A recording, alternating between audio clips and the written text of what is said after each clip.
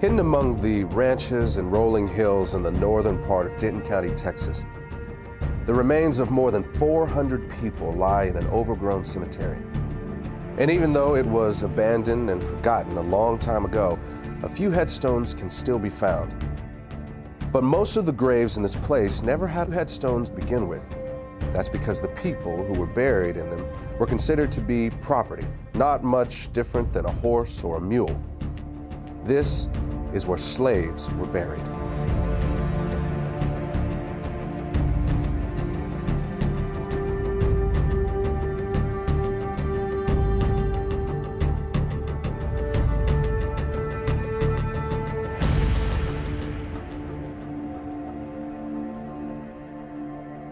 Hello, my name is Marcus Lloyd. And I'm Michelle Renee. We thank you for joining us. If you are African American, you and I will always be connected to the people whose bodies lie in that cemetery. Our ancestors may have worked alongside of them in the same cotton fields. They could have been bought and sold at the same auction houses or had chains hammered around their necks by the same overseer. Some of them may have even been hunted down by the same slave catcher or whipped by the same master. For almost 250 years, our people were held in bondage. And today, this period of history has come to be known by an ancient Swahili word. It's called the Maafa. And it began when the first Africans were shackled to the bottom of a slave ship. But the irony is that it did not end when the slaves were freed. In fact, it hasn't ended yet. And as you're about to see, a hidden racial agenda is keeping the Maafa alive into the 21st century. What shall be done with the 4 million slaves if they are emancipated? This question has been answered and can be answered in many ways. Primarily, it is a question less for man than for God, less for human intellect than for the laws of nature to solve. Our answer is, do nothing with them. Mind your business and let them mind theirs. Your doing with them is their greatest misfortune. They have been undone by your doings, and all they now ask and really have need of at your hands is just to let them alone. Frederick Douglass, 1862. It is the stupidity of man to think that he can do evil, even some monstrous evil, and it won't have any backlash on himself. But of course, it seldom works that way, and the moment he figures that out, he starts looking for a way to avoid the repercussions of what he's done. This is what happened with slavery.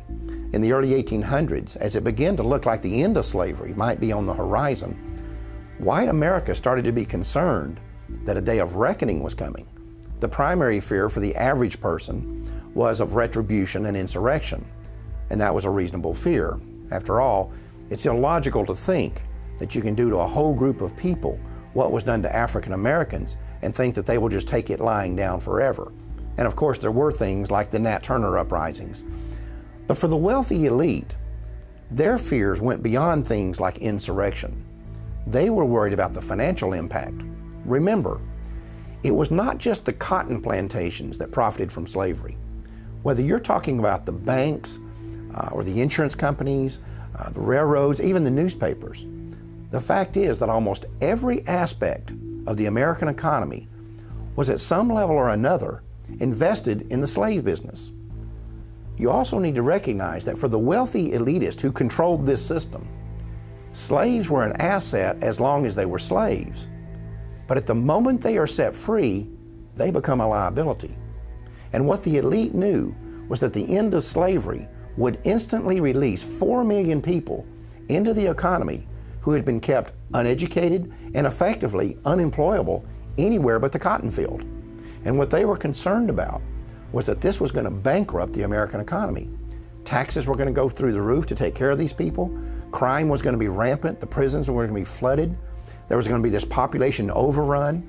And in the North, the biggest fear was migration from the South of these black people. The other fear that these people had was intermarriage between blacks and whites would lead to a loss of racial purity. The question was, what were they going to do about it? And their initial thought was that they would just send all the slaves back to Africa. This plan was called colonization, and it had broad support among the wealthy elite. In fact, the American Colonization Society was even funded by the United States Congress. But in the end, colonization proved to be unworkable, and the idea was eventually scrapped. But about that same time, a new philosophy was emerging in the world.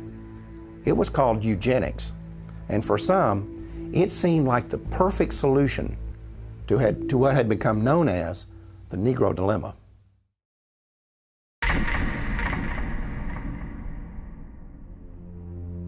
I do not join in the belief that the African is our equal in brain or in heart. And I believe that if we can, in any fair way, possess ourselves of his services, we have an equal right to utilize them to our advantage.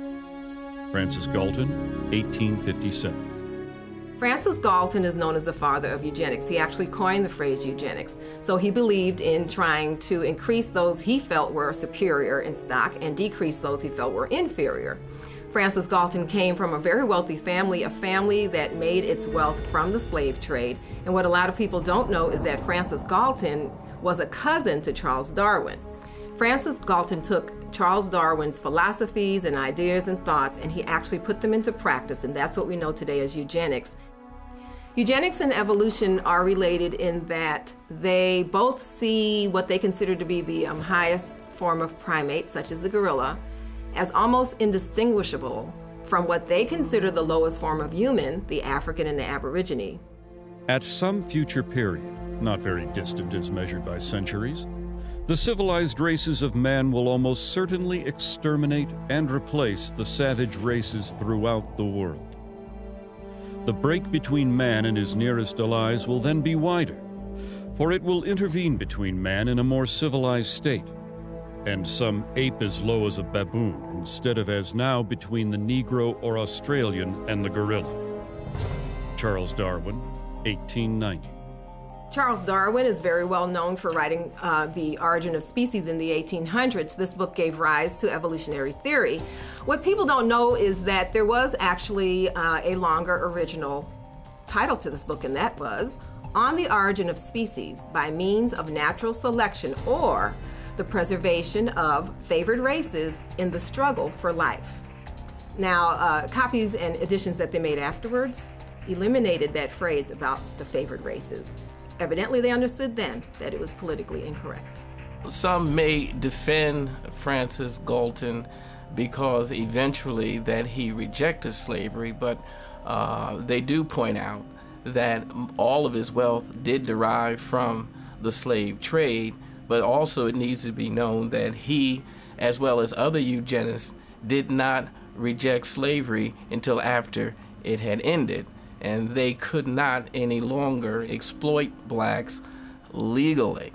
So at that point, it would have been quite easy for he and his cohorts to reject slavery.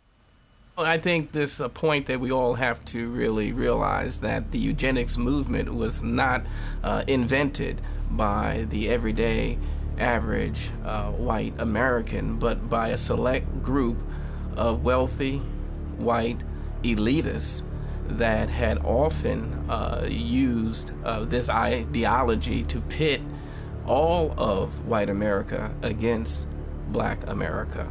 And so we see that indeed that truly is the case even to this day. Average Negroes possess too little intellect, self-reliance, and self-control to make it possible for them to sustain the burden of any respectable form of civilization without a large measure of external guidance and support. Francis Galton, 1873. Eugenicists believed that Africans were inferior not just mentally, but physically, and that left to themselves, left alone, they would not make it. The problem is, it didn't work. With that failure, the eugenicists moved on to what is known as positive eugenics. In positive eugenics, the eugenicists wanted the white population to reproduce, to have so many children that it overwhelmed the black population. But that didn't work either. Next, they moved on to what they called negative eugenics. They knew that they could not round up all the blacks in the nation and execute them, so they decided to create an environment where they would convince the blacks to severely limit the number of children they were going to have, and thereby commit race suicide.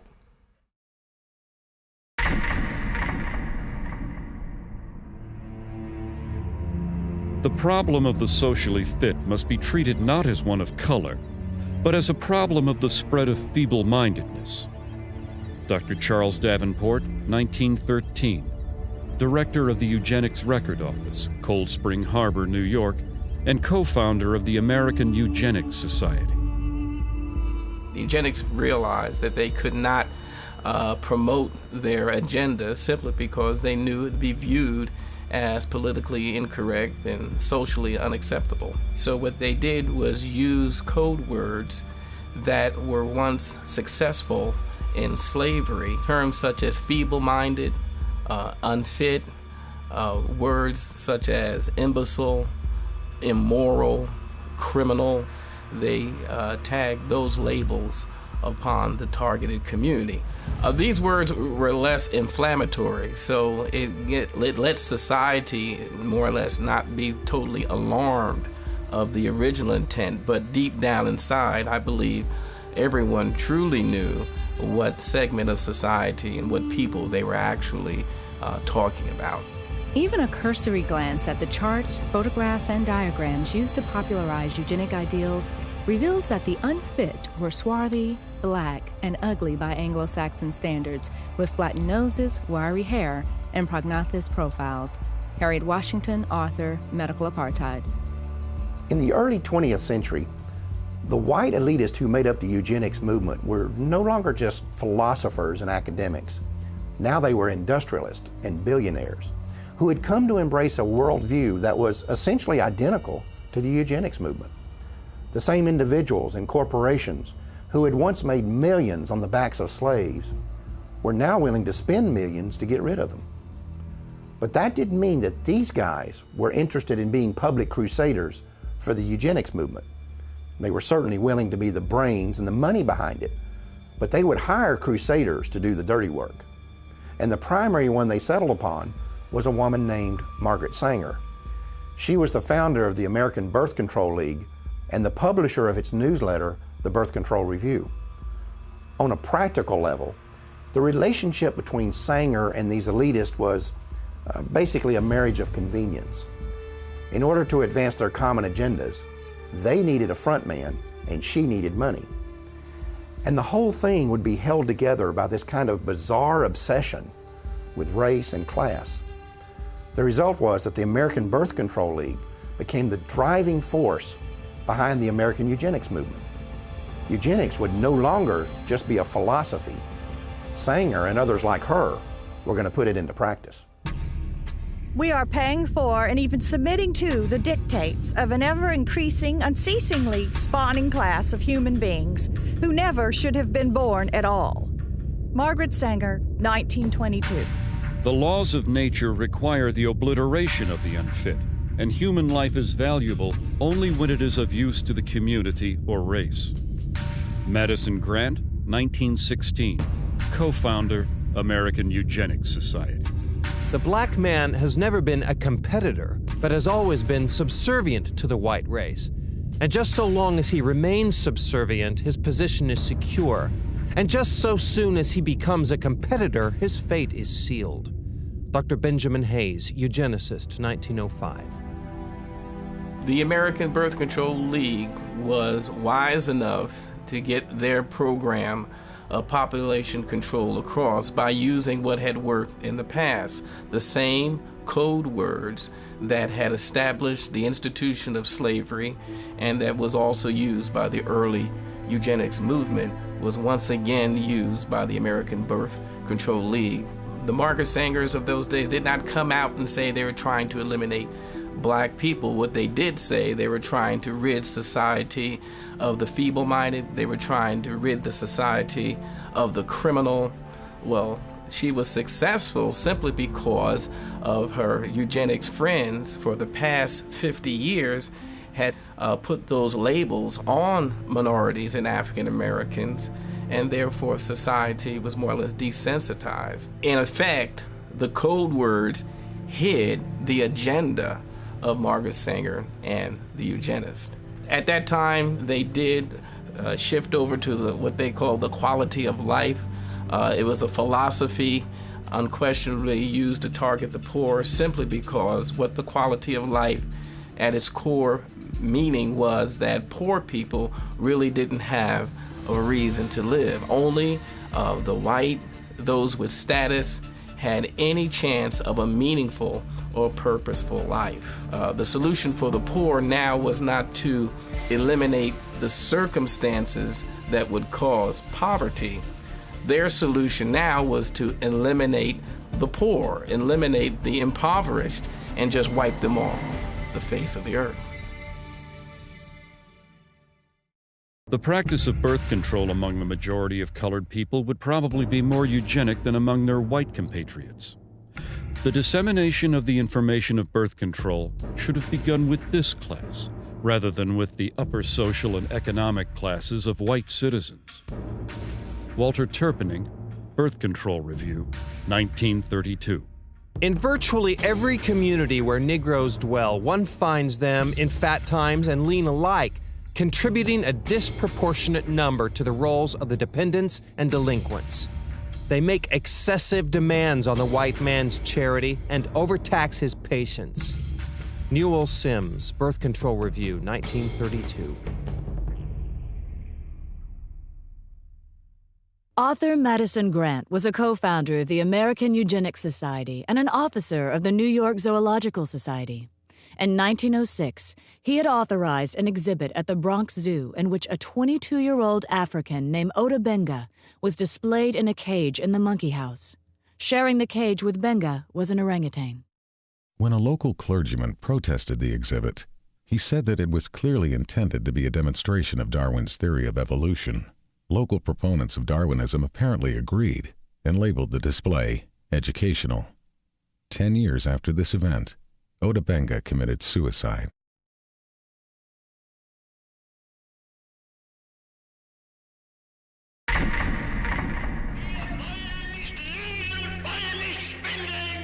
During Hitler's regime, the Germans were supplied with elaborate charts and complicated theses supposedly proving the superiority of the German people. It is interesting to note that at the bottom of these charts were the colored people of the world, most conspicuously, the black people. Floyd McKissick, National Director, Congress of Racial Equality, 1967. An often overlooked fact about the German Holocaust is that the Nazis did not simply target the Jewish population. They went after the black community as well. Under the threat of being sent to concentration camps if they did not cooperate, Afro-German citizens were not only forced to undergo sterilization themselves, they were also required to turn over their children for sterilization. In his book Mein Kampf, Adolf Hitler explained the motivation behind such programs. The Jews were responsible for bringing Negroes into the Rhineland. It suits the purpose of the cool, calculating Jew who would use this means of introducing a process of bastardization in the very center of the European continent, and, by infecting the white race with the blood of an inferior stock, would destroy the foundations of its independent existence. Adolf Hitler, Mein Kampf. The Nazi attitude toward blacks was clearly defined in a 1944 book by Robert Ley, who was the head of the German Labor Front. Ley characterized the Jewish race as a disease-riddled parasite that had been created by unnatural inbreeding between white men and the racially inferior Negro. He described the result as a racial swamp that would eventually destroy the natural superiority of the Aryan race. Another Nazi publication described blacks as African brutes who had not been tamed even by centuries of slavery. It went on to say that any effort to assimilate people of African descent into civilized society was a waste of time, and that the lynchings of blacks in America did not merit any regret. Since World War II, it has been well documented that Adolf Hitler was profoundly influenced by the American eugenics movement, and that many of his government's racial policies were actually developed from the writings of American eugenicists, like Madison Grant and Harry Laughlin. In fact, Hitler referred to Grant's book, The Passing of the Great Race, as his Bible. Meanwhile, American eugenicists were routinely praising Hitler and holding up the Nazi eugenics program as a model for the United States to copy. The leader of the German nation, Adolf Hitler, has been able to construct a comprehensive racial policy of population development and improvement. The difference between the Jew and the Aryan is as unsurmountable as that between black and white. Germany has set a pattern which other nations must follow. Dr. Clarence Gordon Campbell, 1935, President, Eugenics Research Association, New York. Among those American eugenicists who most strongly supported the Nazis was a member of the American Eugenics Society, a director of the American Birth Control League, and a writer for the Birth Control Review. His name was Lothrop Stoddard. As an avowed racist, Stoddard was the author of a book called The Rising Tide of Color Against White World Supremacy, which was widely promoted by the Ku Klux Klan. In another book, The Dragon and the Cross, Stoddard was identified as the exalted Cyclops of the Massachusetts chapter of the Klan. Non-white races must be excluded from America. The red and black races, if left to themselves, revert to a savage or semi-savage state in a short time. Lothrop Stoddard, Director, American Birth Control League. On the 19th of December, 1939, during a 4-month stay in Germany, Stoddard was given a personal meeting with both Adolf Hitler and the man who would eventually be in charge of the Nazi Holocaust, SS leader Heinrich Himmler. Later, when a course on race was introduced at Halle University in Germany, its instructor stated that it would be modeled on the philosophies of American eugenicists, including Lothrop Stoddard. Eventually, Stoddard's racial views would even be featured in Nazi school textbooks. The white race divides into 3 main subspecies: the Nordics, the Alpines, and the Mediterraneans. All 3 are good stocks, ranking in genetic worth well above the various colored races. Lothrop Stoddard, Director, American Birth Control League. To eliminate blacks from Germany, one of the people Hitler called on was a eugenicist who had once written that blacks are an inferior race of savages who should only be allowed to survive as long as they are of use to the Aryan race. His name was Eugen Fischer, and about 20 years earlier, he had been one of the leaders of a system of concentration camps in southwestern Africa, where blacks were rounded up to be executed, experimented on, or held as free labor. Under Hitler, Fischer would serve on committees that planned the sterilization of all blacks in countries that came under German control. He would also be one of the first Nazi scientists to become publicly affiliated with the Carnegie-funded eugenics laboratory in Cold Spring Harbor, New York. Eventually, Fischer would also be put in charge of the Kaiser Wilhelm Institute, which was funded by the Rockefeller Foundation. It was here that many of the Nazi programs for creating racial purity were developed. In 1927, Margaret Sanger organized the World Population Conference in Geneva, Switzerland, and gave it front-page coverage in her Birth Control Review. The events program shows that several of its attendees were colleagues of Sanger's from the American eugenics movement. It also documents that among those who were given a leadership role in the conference was Eugen Fischer, the man who would eventually lead the Nazi effort to eradicate blacks from Europe. Another American eugenicist with Nazi connections was Harry Laughlin. Now, he was an official with both the American Eugenics Society and the American Birth Control League, and in 1928 his plan for using forced sterilization to eliminate those who might produce what he called degenerate offspring was published in the Birth Control Review. In 1936, Laughlin led an effort to distribute the English language version of a Nazi eugenics film to audiences in the northeastern part of the United States. He had acquired the rights to the film from the Race Policy Office of the Nazi Party and, with the help of 2 other American eugenics organizations, had mailed literature to biology teachers at 3,000 U.S. high schools, urging them to show it in their classrooms. Later that year, Laughlin was praised in a Nazi newspaper and awarded an honorary degree from the University of Heidelberg for his contributions to the Nazi eugenics effort. In the 1930s, a German psychiatrist named Ernst Rudin was named president of the International Federation of Eugenics in Cold Spring Harbor, New York, which was funded by the Carnegie Corporation. And in 1933, his call for racial purity was published in the Birth Control Review. Later, Rudin would be chosen by Hitler to write Germany's eugenics laws, and at one point, he personally helped the Gestapo round up and sterilize several hundred blacks, who they referred to as Rhineland bastards. After the war, Rudin would be identified as one of the architects of the barbaric medical experiments that the Nazis carried out in their concentration camps. It may be possible that Hitler actually got the idea for concentration camps while studying the American eugenics movement. In 1919, the state of Indiana had allocated $300,000 to create a work colony in the city of Butlerville, where those who were labeled feeble-minded would be incarcerated. Then in 1932, Margaret Sanger called for the United States government to set aside farms and open spaces where certain groups of people would be segregated from the rest of society.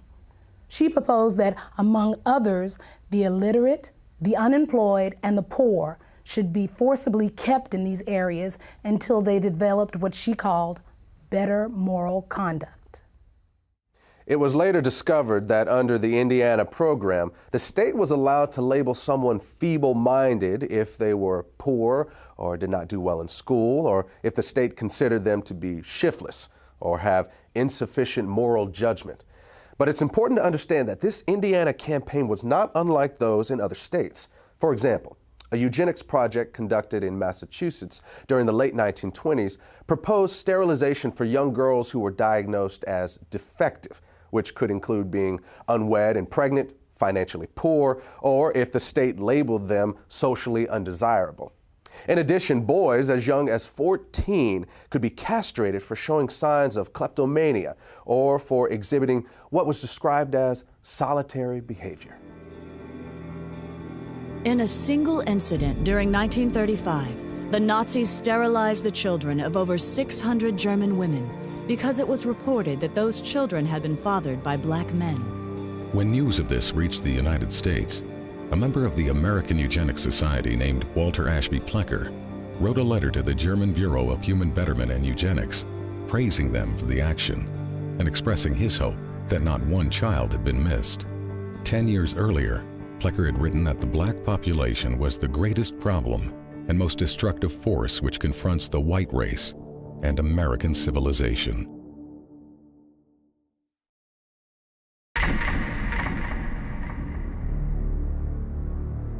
Eugenics goals are most likely attained under a name other than eugenics. Frederick Osborne, president and founding member of the American Eugenics Society. By the late 1930s and early 1940s, revelations about Nazi and fascist atrocities in Europe were causing the public to become increasingly uncomfortable with terms like eugenics and population control. This alarmed the leaders of the American Birth Control League, who were aware that this shifting attitude could impact both their ability to implement their racial agenda and their ability to raise funds. They were also aware that the connections between the American Birth Control League and the Nazis were starting to become known. Marketing research had shown them that in this environment, they needed to move away from words like control in favor of less threatening words like planning. So in 1942, they changed the name of the organization. From then on, the American Birth Control League would officially be known as Planned Parenthood. The important thing to understand here is that this name change did not change the organization's agenda. The same people were still in control, they were still obsessed with race, and they were still dedicated to eugenics. Today, defenders of Margaret Sanger will often try to hide her racism by claiming that she was not really a eugenicist and that Planned Parenthood was never part of the eugenics movement. But the truth is that as late as 1956, the American Eugenics Society listed Sanger as a member of the organization. In addition, many of Sanger's colleagues and the people whose writings she published, as well as many of Planned Parenthood's officers, were also known to be members. In fact, the ties between Sanger and the eugenics movement were so well established that in the 1920s, Sanger pursued a plan to merge the American Birth Control League, or Planned Parenthood as it was later called, with the American Eugenics Society. However, despite Sanger's efforts, the merger plan died after being rejected by the leadership of the American Eugenics Society. As an alternative, Sanger then proposed that the two organizations at least combine their publications into one magazine. But again, that idea was also rejected by the American Eugenics Society. The eugenic and civilization value of birth control is becoming apparent to the enlightened and the intelligent. The campaign for birth control is not merely of eugenic value, but is practically identical in ideal with the final aim of eugenics. Margaret Sanger, 1921. In her autobiography, Margaret Sanger wrote about a speech she gave in 1926 at a Ku Klux Klan rally in Silver Lake, New Jersey. The Planned Parenthood founder bragged about the fact that afterward, she was invited by 12 other Klan chapters to speak at their events. At about the same time the American Birth Control League was changing its name to Planned Parenthood, a lot of books and reports began coming out that attempted to put a happy face on eugenics, and many of them were written by people that were associated with Planned Parenthood. The strategy here was obvious. Since the Nazis had turned eugenics into a four-letter word, the American eugenics movement decided it was time to lay low. So most of their writings during this time period downplayed the role of eugenics and couched their agenda in terms of helping the African American. Perhaps the best example of this is a 1,500-page book by eugenicist Gunnar Myrdal called An American Dilemma, The Negro Problem in Modern Democracy. Interestingly, this book was not the result of some mom-and-pop operation. Myrdal had 75 assistants working on this project whose salaries were being paid for by the Carnegie Corporation, and Carnegie had been a major player in the eugenics movement for many years. Gunnar Myrdal and his wife Alva were both involved in eugenics. They were funded by both the Rockefeller Foundation and the Carnegie Corporation. They were also closely linked to a Swedish eugenics program which forcibly sterilized 66,000 people.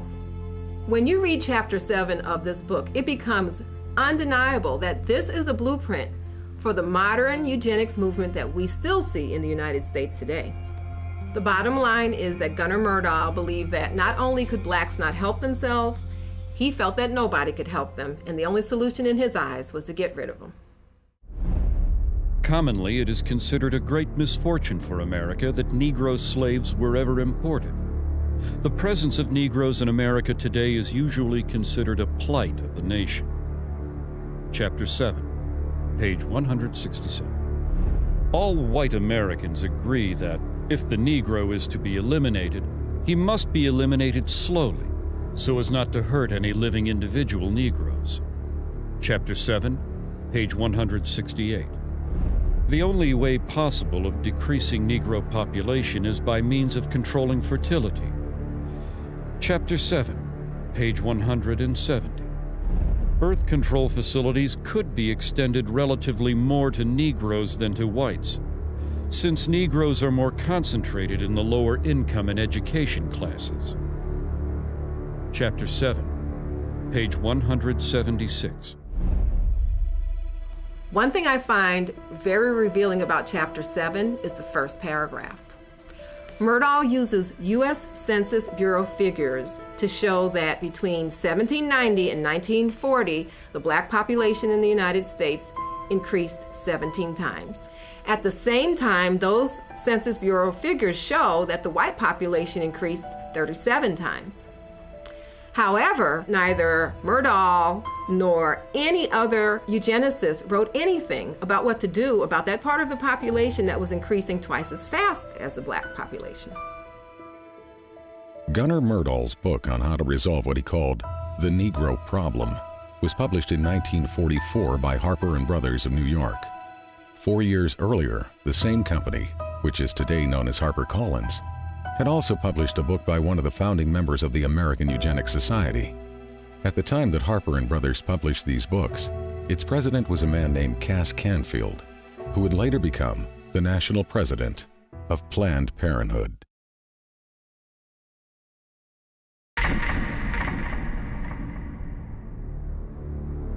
We hope that the restraint of population growth can come about through voluntary means. But if it does not, involuntary methods will be used. Dr. Donald Minkler, 1972. Donald Minkler was the president of the American Association of Planned Parenthood Physicians and a member of the board of directors of Planned Parenthood Federation of America. Like many of those in the eugenics movement, he understood that their plans would not always be voluntarily adopted, and that the use of governmental coercion or even force might one day be necessary. The idea of forced eugenics was not something that suddenly developed in the 1970s. In a 1929 speech, American eugenicist Samuel Holmes had proposed that mandatory birth control should be used as a tool to eliminate what he called the menace to the white race that had been created by increases in black population.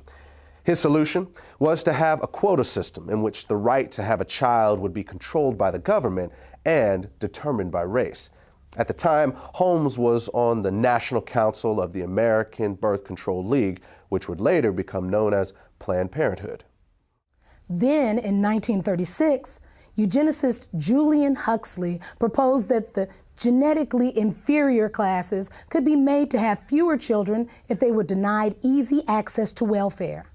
Another part of this proposal was that medical care to these same people should be restricted in order to reduce the survival rates of the children they did have. He also called for the forced sterilization of anyone who was unemployed beyond a certain length of time. Huxley was later honored by Planned Parenthood and was a featured speaker at one of their annual conventions. The reality is that the views of people like Samuel Holmes and Julian Huxley were never uncommon within the American eugenics community. In 1969, a professor at the University of California, Dr. Garrett Hardin, called it insanity to rely on voluntarism to control population.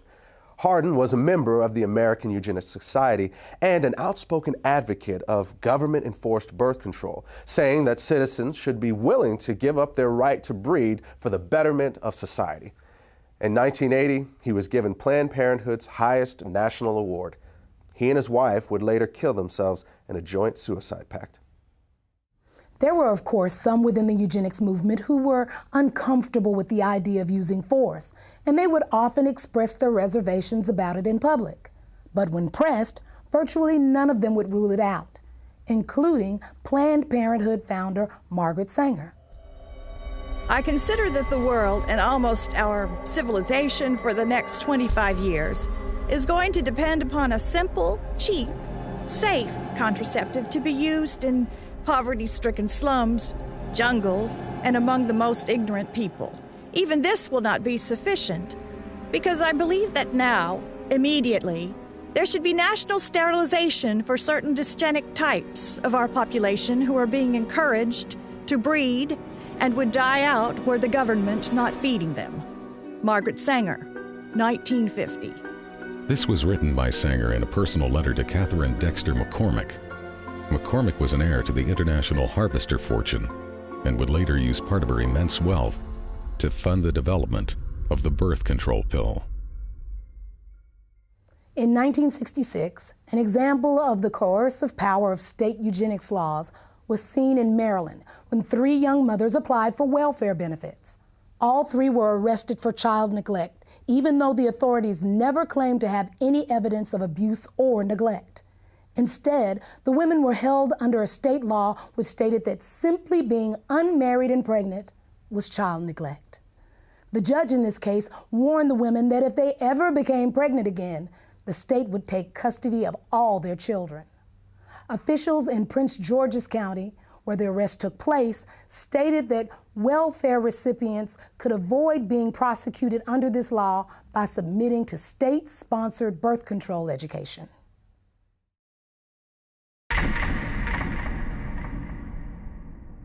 In 1934, Adolf Hitler sent a letter to American eugenicist Leon Whitney, complimenting him for a book he had written on sterilization.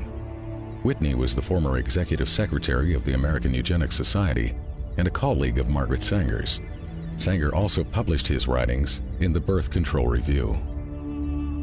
In the book that Hitler was praising, Whitney had written that America could eliminate what he called the slum elements of society by sterilizing the lowest 25% of its population. He claimed this was necessary because such people are too stupid to understand or practice even simple methods of contraception. Besides, he said, the country would hardly miss them. One of the people he was talking about was named Elaine Riddick. At the age of 13, I became pregnant. I was raped by a guy that lived across the street from me. He snatched me off the street and molested me and threatened my life and said if I ever told anyone that he would kill me.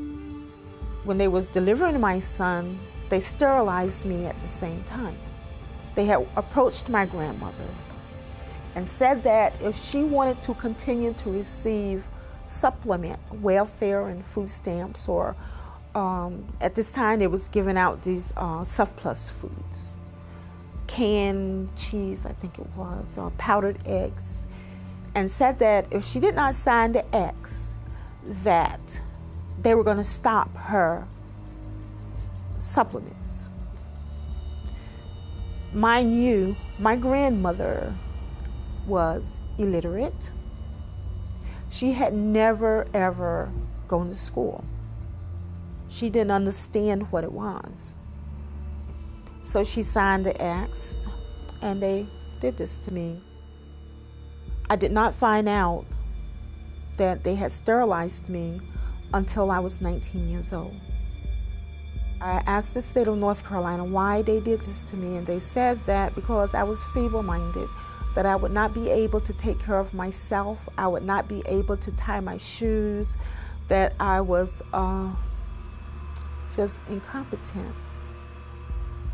The state of North Carolina also said that I had never performed, at the age of 13, I had never performed a day's work in my life. They couldn't get me to do anything. But at the age of 13, I mean, should I not have been in school? They were saying that feeble-mindedness is hereditary.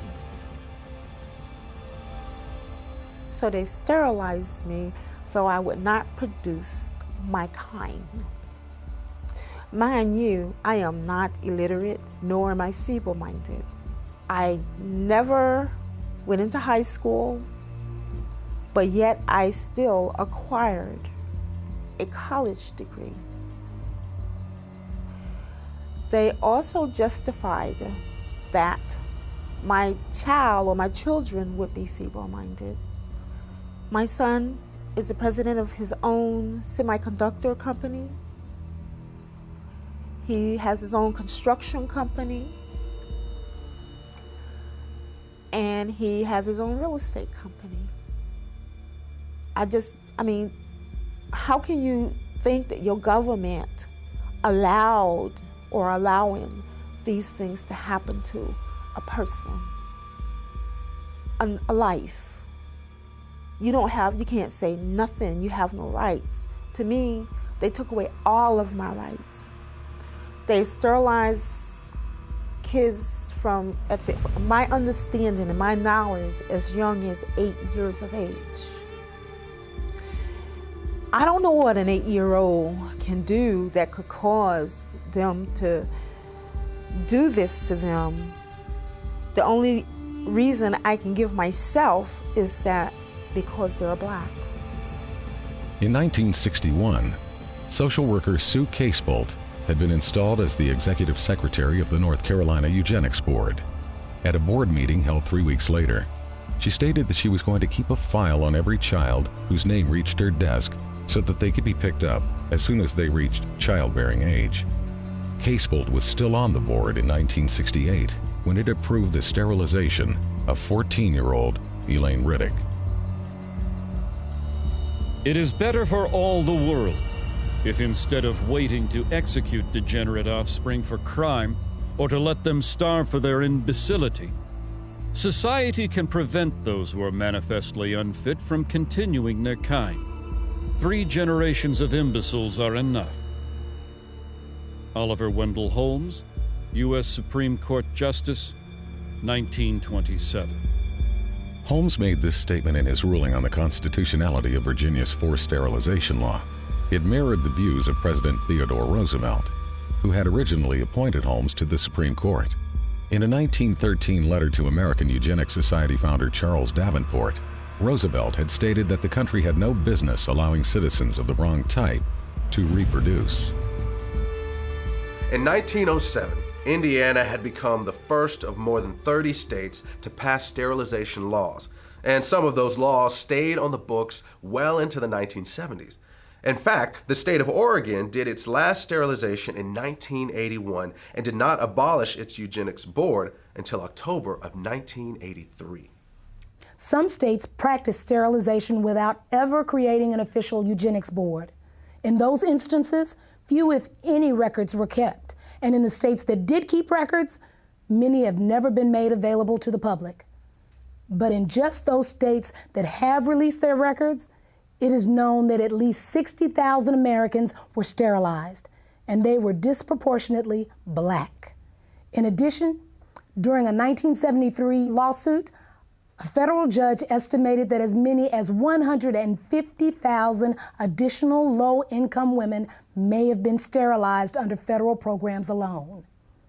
These sterilizations were often performed without the patient's knowledge or consent, and sometimes against their will. It was also common for social workers to tell welfare recipients that they would lose their benefits if they did not agree to be sterilized. In some cases, poor families were even threatened with the loss of welfare unless they brought their children in for sterilization. The result was that some of the people sterilized were as young as 10 years old. In the first 6 months of 1972, one hospital in Aiken County, South Carolina, sterilized over 1/3 of the Medicaid patients who were there to give birth, and all but one of these women were black. One patient said she was told by all 3 of the county's obstetricians that they would not deliver her baby unless she agreed to be sterilized. Her claim was later confirmed by each of the doctors. Another patient said she was told by one of these same physicians that he was tired of having to help support the babies of welfare recipients and that she could either agree to be sterilized or find another doctor. The law of nature says that only the fit shall survive. When a nation disregards this law by protecting the unfit and encouraging their multiplication, this nation invites inevitable destruction. As far as New Jersey is concerned, sterilization is an economic necessity. And as far as the United States is concerned, sterilization is a matter of national preservation. Fred Shepard, Assemblyman. Fred Shepard was a member of the New Jersey State Legislature. He made this statement upon his introduction of a sterilization bill in March of 1942. In some parts of the country, Planned Parenthood was closely associated with these state eugenics boards and was often a referral agency for them. But the system did not always run smoothly. In 1969, when the number of sterilizations approved by the Iowa State Eugenics Board began to drop, the board was attacked in the press by the executive director of Planned Parenthood, Robert Weber. He said that he was alarmed by the decline in numbers and that the Eugenics Board should expand its approval criteria. Board Chairman Dr. S.M. Corson responded that the board's guidelines were already fairly broad. He pointed out that approvals were routinely given for young girls for no reason other than the board's speculation that they might likely one day engage in immoral behavior without the capacity for being wives and mothers. At that point, Weber publicly scolded the board and told them that they should either increase the number of sterilizations or quit. From its beginning, Planned Parenthood always had powerful ties to the American eugenics community. In fact, in many places they were often one and the same. For example, when the first birth control clinic was opened in Arkansas, it was operated by the Arkansas Eugenics Association and overseen by a woman named Hilda Cornish. Later, the Arkansas Eugenics Association would become the Arkansas State Affiliate, of Planned Parenthood, and Cornish would be named its executive director. During the 4 months that American Birth Control League director Lothrop Stoddard was in Nazi Germany, he not only met with Hitler and SS chief Heinrich Himmler, he also attended one of the Nazi eugenics courts. The first case I saw looked like an excellent candidate for sterilization. A man in his mid-30s, he was rather ape-like in appearance. Receding forehead, flat nose with flaring nostrils, thick lips, and heavy prognathous jaw. Not vicious looking, but gross and rather dull. Lothrop Stoddard, Director, American Birth Control League, later known as Planned Parenthood. Given the admiration that Adolf Hitler expressed for the American eugenics movement, it is not unlikely that he modeled the eugenics courts in Nazi Germany after the state eugenics boards in the U.S. In both countries, feeble-mindedness was routinely used as a catch-all justification for sterilization, and the diagnosis of feeble-mindedness was almost always left up to the judgment of the person advocating the sterilization. First, the white man tells me to sit in the back of the bus. Now it looks like he wants me to sleep under the bed. Back in the days of slavery, black folks couldn't grow kids fast enough for white folks to harvest. Now that we got a little taste of power, white folks wants to call a moratorium on having babies. Comedian Dick Gregory, Ebony Magazine, 1971. By the 1960s, the American eugenics movement had been reasonably successful in getting sterilization laws and prohibitions against interracial marriage passed. They also had some success in getting states to mandate sterilization for those convicted of even non-sexual crimes, and some states began to require sterilization as a condition for receiving welfare or health care. Meanwhile, another state proposed jail time for anyone who had a child out of wedlock unless they agreed to be sterilized, and at least one state requires sterilization as a condition of being released from custody. But these laws were not producing the results Planned Parenthood and others in the eugenics movement wanted. They also began to fear that federal courts were going to eventually rule that these kinds of measures were unconstitutional. At about the same time, however, something new was being introduced to American society. It was called the birth control pill, and the eugenics movement quickly saw it as the perfect solution for controlling the population of people they had always seen as oversexed, unsophisticated, and lazy. But what they would eventually discover is that while the pill was enthusiastically embraced by whites, it was generally rejected by blacks, despite the fact that Planned Parenthood focused its marketing on the African American community and located the vast majority of its facilities in black neighborhoods. What Planned Parenthood and the rest of the eugenics movement did not count on was that many blacks did not want to reduce their numbers. In fact, they saw high birth rates as the most effective way to increase their power in the American political system. The other reality was that an increasing number of African Americans were becoming suspicious that a hidden agenda was behind the birth control revolution. Even those who once supported the idea of population control were beginning to sense that it actually meant black population control. This feeling was evident in June of 1970 when the Black Caucus walked out of the first National Congress on Optimum Population and Environment being held in Chicago. Felton Alexander of the National Urban League and the chairman of the Black Caucus said the action was taken because of clear and unmistakable evidence that the purpose of the conference was to legitimize the extermination of the black population. By this time, many other civil rights advocates were beginning to see the same thing. Contraceptives will become a form of drug warfare against the helpless in this nation.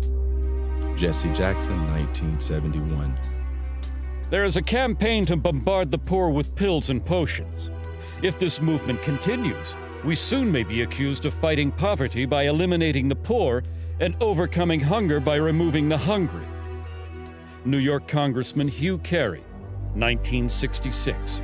Under the cover of an alleged campaign to alleviate poverty, white supremacist Americans and their dupes are pushing an all-out drive to put rigid birth control measures into every black home. No such drive exists within the white American world.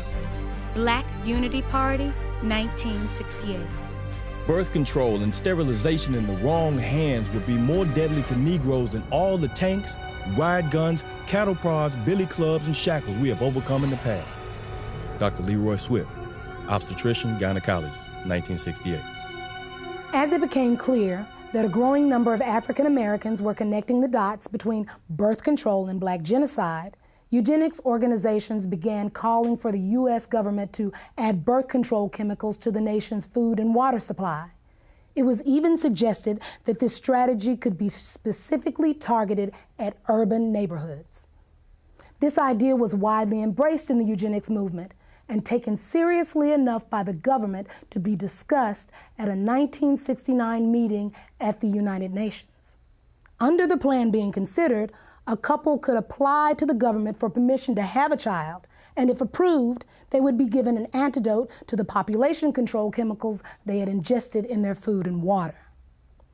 Interestingly, the idea that government should have some sort of licensing agreement to regulate who would and would not be allowed to give birth was not a new one. In 1934, Planned Parenthood founder Margaret Sanger had proposed that the U.S. government implement a system in which women would not have the legal right to have a child without a permit from the government, and that these permits would only be good for one baby. But eventually, proposals like forced sterilization, chemicals in the food and water supply, and government control of childbearing were abandoned by most people in the eugenics movement. Despite the fact that many of them openly advocated such ideas, they would come to realize that there was really no practical way to carry them out. But for all their failures, what the eugenics movement had accomplished was to lay the foundation for the next phase of their plan. And this is where they would find the success that they had been chasing for over 100 years.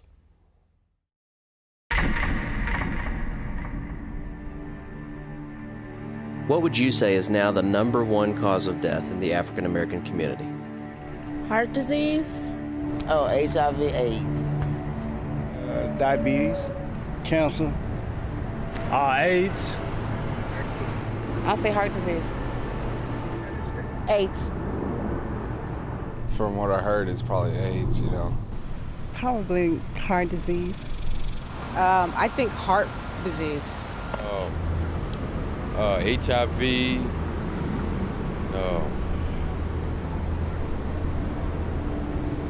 Gang violence. What if I told you the real answer was abortion?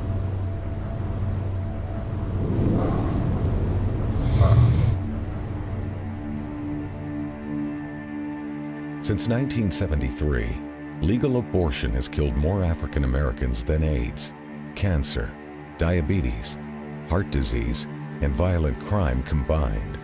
Every week, more blacks die in American abortion clinics than were killed in the entire Vietnam War. And the largest chain of abortion clinics in the United States is operated by Planned Parenthood.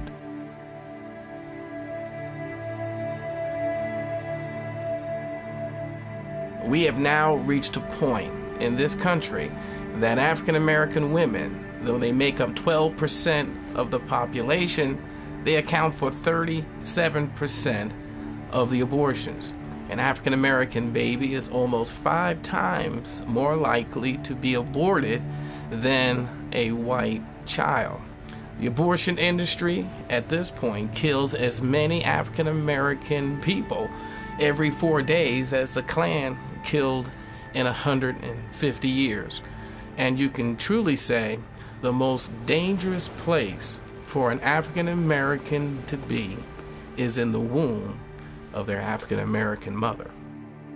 All across America, you can stand outside of the abortion clinics and see a steady stream of black women coming in and out. But somewhere along the way, we got the idea that this is a white issue or a conservative issue or a Republican issue, and therefore, it's not an issue that we have to be concerned about.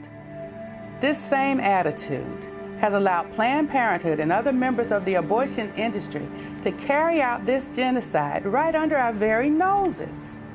Right now, in America, about half of our babies are being killed in the womb. And in certain parts of America, more of our babies are being aborted than are being born. When 17,000 aborted babies were found in a dumpster outside of a pathology laboratory in Los Angeles, California, some 12 to 15,000 were observed to be Black. Irma Clardy Craven, Chairman, Minneapolis Commission on Human Rights and Secretary of the Urban League. To understand what the agenda was behind the legalization of abortion, all you need to do is look at the statistics from the U.S. government. Studies from the CDC show that prior to the legalization of abortion, approximately 80% of all illegal abortions were done on white women. One study in New York even found that white women had 5 times as many abortions as Black women. But at the moment abortion became legal, that began to reverse. And that's why the legalization of abortion was so crucial for the eugenics movement. Legalization created the ability to market abortion in the Black community. And from a eugenics standpoint, that changed everything. These people cannot have it both ways. First, they say that birth control will reduce the number of abortions. Then they flood our neighborhoods with birth control clinics. And what's the result? Our abortion rate skyrockets. So either they lied about the fact that birth control would reduce abortions in our neighborhoods, or this is the results and the purpose they wanted from the beginning. At this point, I truly have the tendency to believe the latter. In 1973, the year abortion was legalized nationwide, Dr. Christopher Tizzi produced a study on abortion demographics at the request of the Population Council, a New York-based eugenics organization. In this report, Tizzi confirmed previous research showing that when abortion is illegal, the abortion rate is much higher for white women than for Black women, but that this completely reverses whenever abortion is legalized. At the time he published these findings, Tizzi was a consultant to both Planned Parenthood and the National Abortion Federation. Other researchers within the eugenics and abortion movements were also documenting that easy access to abortion clinics produces higher abortion rates in the surrounding area. And at least one expert discovered that having a nearby clinic is a bigger factor in the Black abortion rate than it is in the white abortion rate. At the same time this data is being circulated, Planned Parenthood and the rest of the abortion lobby were in the process of locating the vast majority of their facilities in minority neighborhoods. Then in 1974, a study was released on population control that had been conducted by researchers at 3 major universities.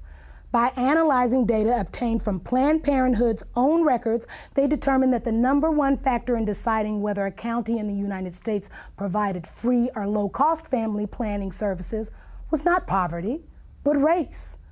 The researchers said their findings seemed to support the contention of many civil rights activists that such programs are less intended to assist the poor than they are to control the growth of the Black population. Birth control and abortion are turning out to be the great eugenic advances of our time. Frederick Osborne, founding member of the American Eugenics Society, 1973. The best way to hate a nigger is to hate him before he is born. Leander Perez, Louisiana State Judge, 1970. 2 years after the director of Iowa Planned Parenthood had publicly attacked the state's eugenics board for not approving enough sterilizations, a bill was introduced in the Iowa legislature to legalize abortion. Despite having the support of both the state Republican Party and the state Democratic Party, as well as strong backing from the governor, the bill would be defeated almost single-handedly by the only African American in the Iowa legislature. Proponents have argued this bill is for Blacks and the poor who want abortions and can't afford one. This is the phoniest and most preposterous argument of all. I represent the inner city where the majority of Blacks and poor live, and I challenge anyone here to show me a waiting line of either Blacks or poor whites who are wanting an abortion. Iowa State Representative June Franklin, Democrat, 1971. From the beginning, it was obvious that racism was the driving force behind the eugenics movement. While it was true that from time to time these elitist and social engineers would toss a few lower-class whites in among the feeble-minded and worthless who should be bred out of society, it was also true that they never seemed to include blacks among the best and the brightest who should be bred in. And at the same time, the country was being saturated with calls for population control and family planning. The facilities to carry them out were pouring into the black community. After all, no one was suggesting that there were too many white people in the world. And realities like those did not go unnoticed by early civil rights activists. For them, the reason birth control and abortion were being pushed was not a secret. Those whom we could not get rid of in the rice paddies of Vietnam, we now propose to exterminate if necessary, eliminate if possible, in the OB wards and gynecology clinics of our urban hospitals. Jesse Jackson, 1971. Black people are the target of birth control, not because the ruling politicians like them and care about their economic equality, but because they hate them and can no longer use them in plantations and other cheap labor conditions. Muhammad Speaks, the Black Muslim newspaper, 1970. I believe the entire question of abortions is just one more in the continuous series of events to eliminate the black population. Father George Clemens, Jet Magazine, 1973. The abortion law hides behind the guise of helping women, when in reality it will attempt to destroy our people. Brenda Hyson, New York chapter, Black Panther Party, July 1970. The racist tells you to take birth control pills to kill, to murder life that might have existed if you had not. They are planning mass extermination of people they consider dispensable. Van Keys, Oakland chapter, Black Panther Party, 1969. A true revolutionary cares about the people. He cares to the point that he is willing to put his life on the line to help the masses of poor and oppressed people. He would never think of killing his unborn child. Detroit chapter, Black Panther Party, 1970. Who the hell is getting the pill? The Mexican and the Negro. Do you want to wipe us out? Cesar Chavez, 1967. On the day after the assassination of Dr. Martin Luther King, a memorial service was held at Howard University in Washington, D.C. As mourners left the auditorium, they encountered about 600 people attending a rally outside. Several speakers were heard warning the crowd that population control was being used as a weapon of black genocide. Among the speakers who gave this warning was noted civil rights activist Stokely Carmichael. A year later, Pittsburgh police were called when 200 sticks of dynamite were discovered near a local Catholic church. An investigation revealed that the dynamite was not intended for the church, but was instead left behind by civil rights activist William Bowie Hayden. Hayden later admitted that he and his group, the United Movement for Progress, had planned to use the explosives to blow up nearby Planned Parenthood facilities because they were practicing black genocide. Hayden had once stated that any African American who supported allowing Planned Parenthood into black neighborhoods was an Uncle Tom. Into the black community stepped Planned Parenthood. Only when they came into the black community, they've become Planned Black Genocide. William Bowie Hayden, civil rights activist, 1971. Among those associated with Hayden was an African-American physician named Dr. Charles Greenlee. Greenlee had been a staunch supporter of Planned Parenthood, but became suspicious of the organization after noticing that black neighborhoods in his city were, as he described it, saturated with Planned Parenthood facilities, while nearby white neighborhoods that were just as poor did not have a single one. In an article published by the Black Muslim newspaper Muhammad Speaks, Greenlee said he had also discovered that deceptive materials were being circulated in the ghettos and delivered to the homes of black women, warning them that welfare recipients who had additional children would lose their public assistance. Greenlee knew that wasn't true and concluded that Planned Parenthood was pushing a hidden agenda. It was then he severed his ties to the organization and started working against it. The idea is to make less niggas so they won't have to build houses for them. If we keep producing, they're either gonna have to kill us or grant us full citizenship. Dr. Charles Greenlee, civil rights activist, 1968. It is strange that they chose to start talking about population control at the same time that black people in America and people of color around the world are demanding their rightful place as human citizens and their rightful share of the material wealth in the world. Jesse Jackson, 1977.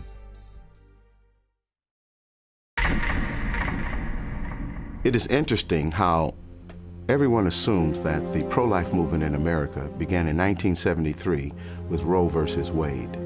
But we who were around during the civil rights movement and struggle of the 1960s, we know that the first anti-abortion groups were organizations like the Black Panthers, the Nation of Islam, and other community organizations.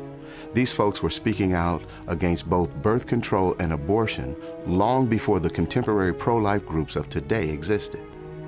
But one of the problems with the civil rights movement was that there was far too many men and women who were willing to sell out the community. And a lot of powerful, influential African Americans knew that they had to be willing to turn and look the other way in order to advance their own personal political agendas.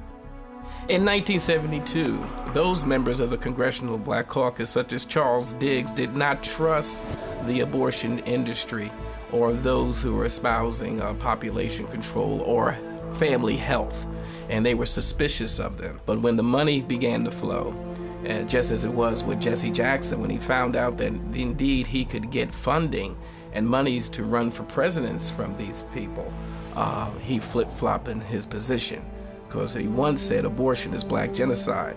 What happens to a mind of a person in the moral fabric of a nation that can abort a baby without a pang of conscience? Where will we be 20 years from today? But when Reverend Jesse Jackson realized he needed money to run for president, all of a sudden the most important civil rights issue is a woman's right to choose. In 1975, Jesse Jackson called for the ban of abortion through a constitutional amendment. And in an interview in Jet magazine, he referred to abortion as genocide. But Jesse Jackson, on the other hand, wanted to become president. And the Democratic Party at that time had sold out completely to Planned Parenthood and the eugenics crowd. And Jesse Jackson went along to get along. And don't ever think that he was the only one. The unfortunate thing we face, whether we're talking about individuals or organization, there's never been a shortage of black leaders who are willing to sell us down the river if it's enough money and political power in it for them. I've been grappling with the fact that the NAACP is in bed with the very organization that has brought black genocide to our community. Dr. Alveda King, the niece of Dr. Martin Luther King, has tried on at least 3 occasions to bring to this organization's attention the black genocidal plot of people like Margaret Sanger and Planned Parenthood to exterminate the black community. And the stonewalling has been astounding. Alveda King literally has gone to the street along with myself to say to the NAACP, please deal with this issue of black genocide. The NAACP has responded by hiding and trying to prevent their convention goers to hear about black genocide. They've even gone to the extent of using buses to block our demonstration about black genocide in front of Cobo Hall where their convention was going on. They have literally put black paper across their windows so that the convention goers at the NAACP convention could not see the demonstration going outside that included Alveda King. There is definitely a conspiratorial plot being hatched and has been hatched by the NAACP to keep from their people the fact that they are co-conspirators in the genocide of their own people. When you look at the number of African Americans who portrayed us over the years, it's not always clear whether they are uninformed or just out-and-out traitors. When we see pro-choice politicians defending abortion on television, do they really understand the implications of abortion and that it is certainly used for black genocide? Reverend Benjamin Hooks, one of the former presidents of the NAACP, once personally told me that the NAACP would not bring this subject to the floor because they believed it would tear up the NAACP. Even the media has conspired with the NAACP to keep this issue from the attention of the black community community and the public at large. I have seen the news media literally hide their trucks so that they would not be in a position to have to cover the demonstrations in front of Cobo Hall, only to bring them out after the demonstrators had left. This is an outrage that the black community is having the life of its babies destroyed, and the NAACP and the media are knowingly conspiring to keep this information from the public. This is an outrage, and it should be dealt with by every fair-minded American. The civil rights elite has forgotten the lives of unborn black children and has joined those who choose to kill them. Unbelievable! They have forgotten that in the past, racists snatched black babies from their mother's arms and sold them into slavery. Today they snatch them from their mother's womb and throw them in the garbage. Ishmael Hernandez, Executive Director, African and Caribbean American Center, 2003. When we look at this issue of civil rights leaders who sell out, even when they clearly know that birth control and abortion are being used for black genocide, we need to understand that by the 1960s, population control, especially black population control, had become almost a religion for America's white power structure. And from the start, they made it clear that if you crossed them, or if you challenged their agenda, they would chop you off at the knees. And that remains true to this day. Whether you're talking about the liberal social engineers who control the Democratic Party, or the wealthy elitists who control the Republican Party, or the media, or the academic community, these people have created a kind of family planning cartel that does not tolerate dissent. And they have always been especially ruthless about this when it comes to African Americans. A perfect example of this was seen in the case of Samuel Yet. Mr. Yet was an award-winning journalist who had earned a master's degree from Indiana University, was a U.S. Air Force veteran of the Korean War, and served as special assistant for civil rights to the director of the U.S. Office of Economic Opportunity. He was also a professor of journalism at Howard University and a columnist for several magazines and newspapers.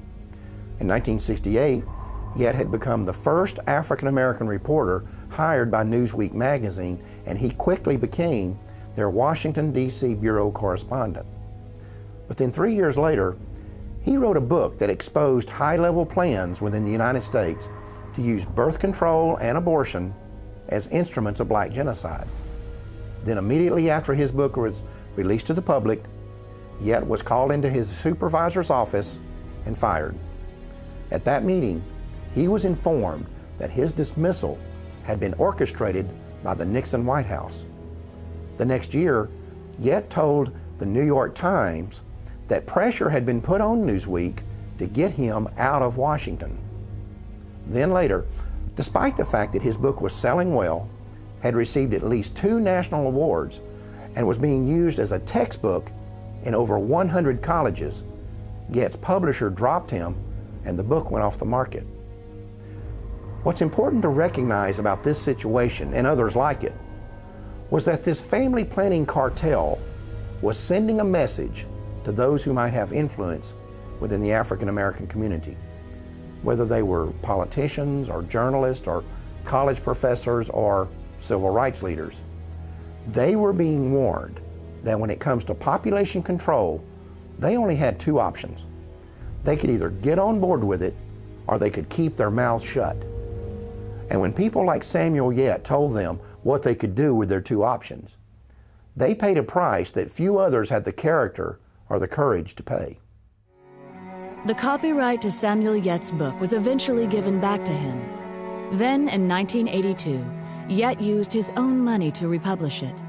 The foreword of that edition was written by a well-known civil rights activist and co-founder of both the Harlem Writers Guild and the National Cultural Committee of the NAACP. His name was John Oliver Killens, and in that foreword, he gave his analysis of the relationship between family planning and the black community. The American ruling class had made a hard decision. Americans of African descent would either accept the miserable lot or die. The venerable Saturday Evening Post issued what might be termed as a white paper in which it warned Black America that they had better understand and accept the fact that absolute freedom and equality were not part of the game plan for them, and that the consequence of non-acceptance would be wholesale genocide. John Oliver Killings, 1982. The minister's work is also important, and also he should be trained, perhaps by the Federation, as to our ideals and the goal that we hope to reach. We do not want word to go out that we want to exterminate the Negro population, and the minister is the man who can straighten out that idea if it ever occurs to any of their more rebellious members. In 1939, Margaret Sanger wrote that in a letter to fellow eugenicist Clarence Gamble regarding the American Birth Control League's Negro Project. Gamble was an heir to the Procter & Gamble fortune and a major financial backer of Sanger's. He also provided funding for other eugenics projects and even gave money directly to the North Carolina Eugenics Board that sterilized Elaine Riddick. In fact, in 1947, he called for the expansion of that state's sterilization program, saying that for every feeble-minded person sterilized, 40 more were polluting and degrading the bloodlines of future generations with their defective genes. Sanger's letter makes it clear that the eugenics movement understood they would need to neutralize the opposition they might get from the church. They also knew that this would be especially crucial within the African American community. Their strategy was to manipulate church leadership into selling the illusion that support for eugenics was not inconsistent with the Christian faith. To do this, they would often recruit pastors to be frontmen for eugenics policies and provide them with prepackaged sermons on eugenics. They also held contests in which awards would be given to the ministers who came up with the best pro-eugenics sermons on their own. This approach proved so effective that an almost identical strategy would be adopted by the American abortion lobby.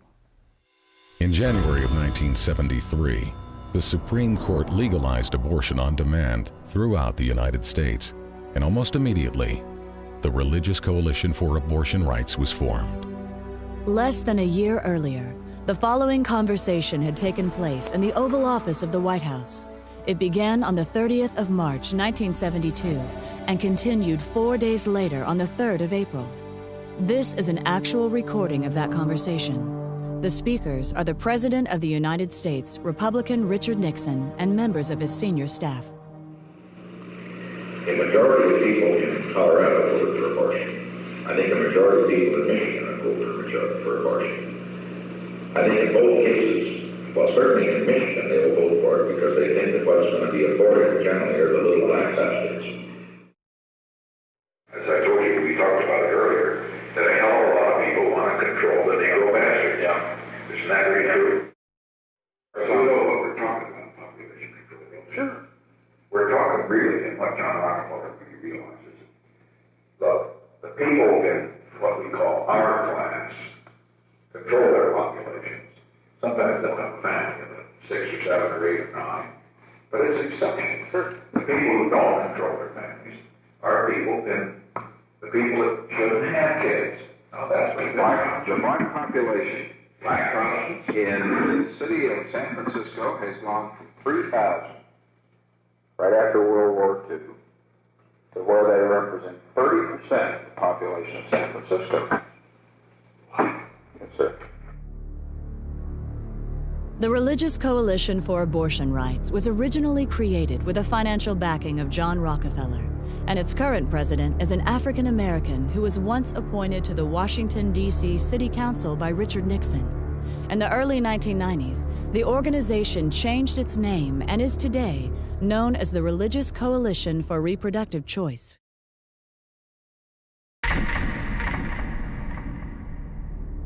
In 1969, a meeting of the United Nations Educational, Scientific, and Cultural Organization, also known as UNESCO, proposed that an American Population Commission be created with a, quote, large budget for propaganda, unquote.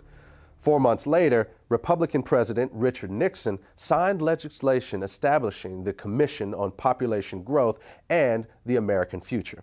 The bill authorizing this new initiative had been passed with overwhelming support from congressional Democrats and was chaired by John Rockefeller.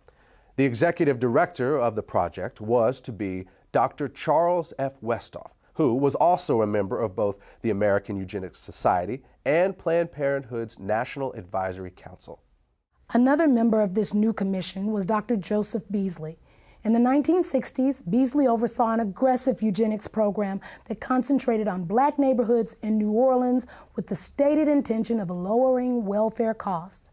This project would eventually be described by Planned Parenthood President Alan Guttmacher as the #1 success story in the history of American birth control movement.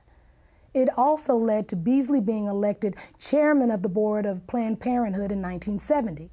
Then in 1975, Beasley was sent to federal prison for conspiring to defraud the U.S. government of $778,000 that had been allocated for the project.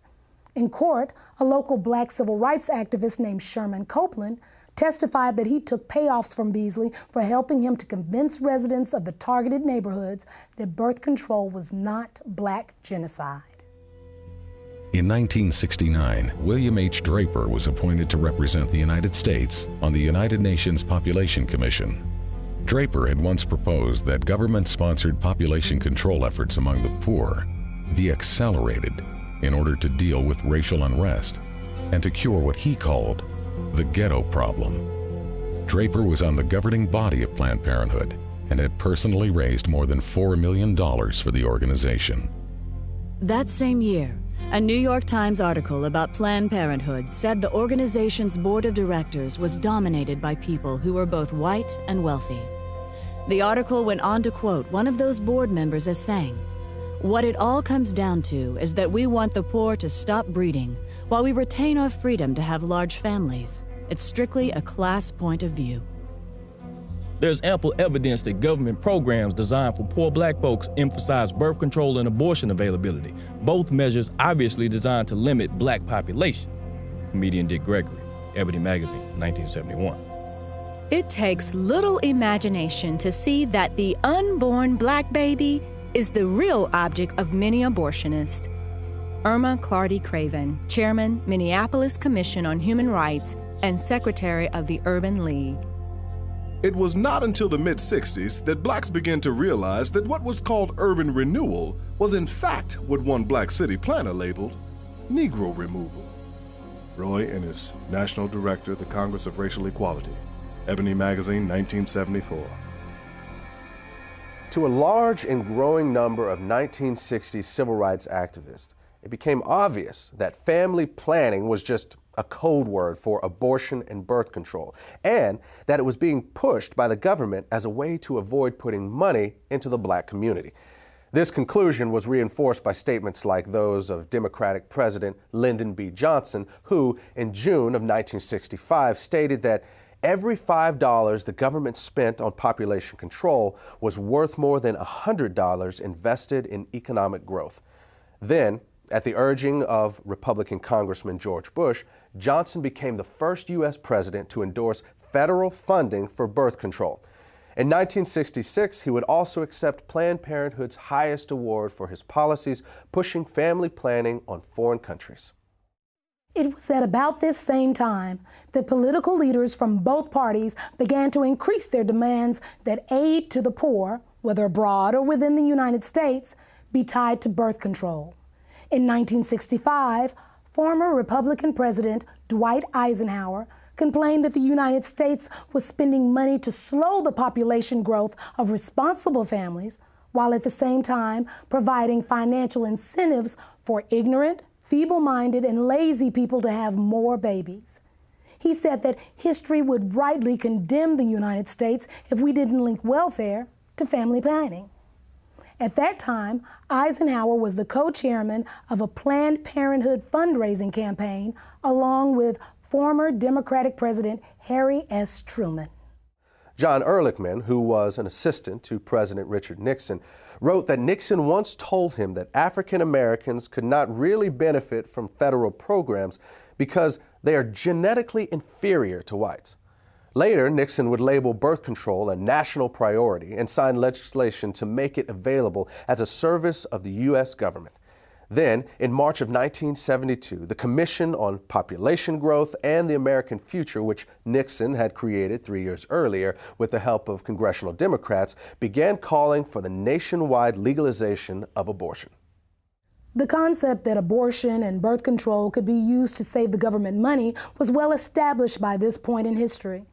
In 1969, Joseph Kershaw, who was a researcher with the U.S. government's Office of Economic Opportunity, stated that the agency had closely studied the poverty issue and found that the single most cost-effective way for the government to address it was through family planning. In other words, through abortion and birth control. And that sort of thinking is still very much alive today.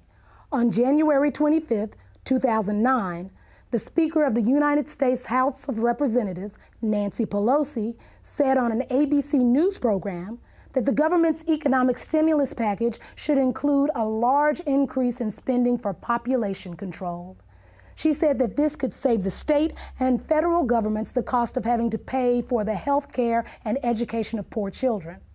Not surprisingly, Pelosi has a 100% approval rating from Planned Parenthood. At one time, it was common to hear politicians and elected officials openly talking about the need for population control in the black community, or saying things like $1 spent on family planning is worth $5 spent on economic development. But since we don't hear that sort of thing anymore, it would be easy to conclude that the government is not still involved in black genocide, but that's not the case. Look, it's no longer necessary for the government to be directly involved in black genocide because that's what they hired Planned Parenthood for.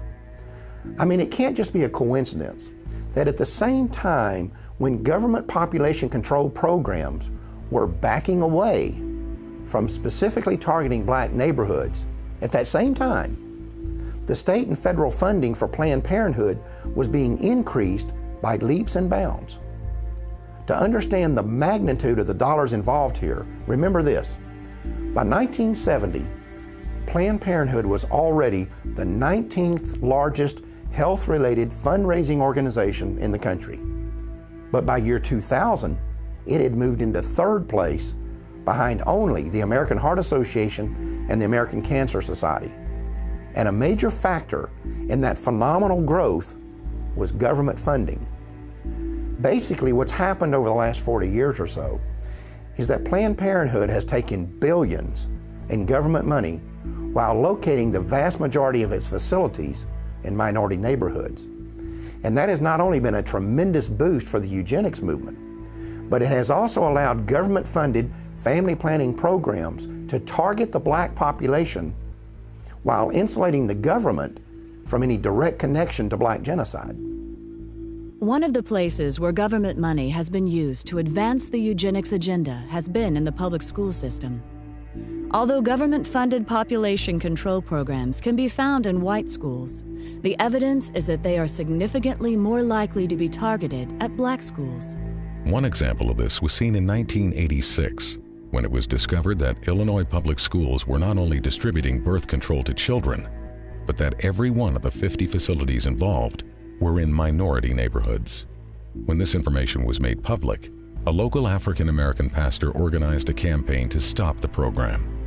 Reverend Hiram Crawford labeled the project Genocide, saying that the obvious goal was to go after the Hispanic and black population. That same pattern was also found in Maryland in the 1990s. Even though the state's teen pregnancy rate was higher among white students than black students, when the contraceptive device Norplant was introduced, it was selectively marketed to children as young as 13 in predominantly black schools in Baltimore. The result was that of the first 350 girls implanted at a local middle school, 345 were African American. Then, when Norplant was approved for general distribution, of the first 100 schools selected, all 100 were in minority neighborhoods. The Norplant contraception device was developed by the Population Council in New York, which had been established in 1952 under the leadership of its president, John Rockefeller. Its next two presidents, Frederick Osborne and Frank Notestein, were both former members of the American Eugenics Society, and Notestein would later serve on the National Advisory Council of Planned Parenthood.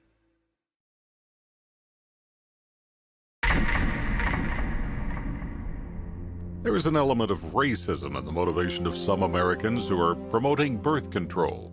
It's interesting to note that family planning abroad is being strongly advocated by some senators better known for their anti-civil rights position. United States Congressman Clement Zablocki, March 25, 1966. If you're going to curb population, it's extremely important not to have it done by the damn Yankees, but by the UN. Because the thing is, then it's not considered genocide. If the United States goes to the black man or the yellow man and says, slow down your reproductive rate, we're immediately suspected of having ulterior motives to keep the white man dominant in the world. If you can send in a colorful UN force, you've got much better leverage. Alan Guttmacher, president of Planned Parenthood and former vice president of the American Eugenics Society, 1970. 4 years after Guttmacher made that statement, America's National Security Council issued a report that was intended to define the United States government's official policy on controlling world population. It was called the National Security Study Memorandum 200, or NSSM 200, and it was formulated in cooperation with the United States Agency for International Development, the U.S. State Department, the Department of Defense, and the Central Intelligence Agency. One of its goals was to establish a strategy for reducing the populations of third world countries so that the United States could have increased access to their natural resources, particularly minerals and metals. Among the conclusions of NSSM 200 was that no country has reduced its population growth without resorting to abortion. The authors of the report then identified 3 non-governmental agencies that would be funded to carry out the government's population control agenda in the targeted countries. One of those agencies was Planned Parenthood. One of the tactics specified in NSSM 200 was that we might withhold food aid after a disaster if the countries do not accept the American idea of birth control, and this has happened many times all over the world. One example is the Southern American country of Guyana, which was hit by a hurricane back in 1997. Now, they had turned down abortion and birth control for 12 years straight, but after the hurricane hit Guyana in 1997, the World Bank said, we will not give you any aid unless you legalize abortion and birth control, and that's exactly what they did. I've seen this several times in Africa, where droughts have hit, and the United Nations and USAID will not assist unless they accept birth control. I've been all through Africa myself, and I've seen medical clinics that are full of birth control devices, but no safe motherhood delivery kits. There's no anesthesia, there's not even any bandages there. There's crates and crates of birth control pills and condoms.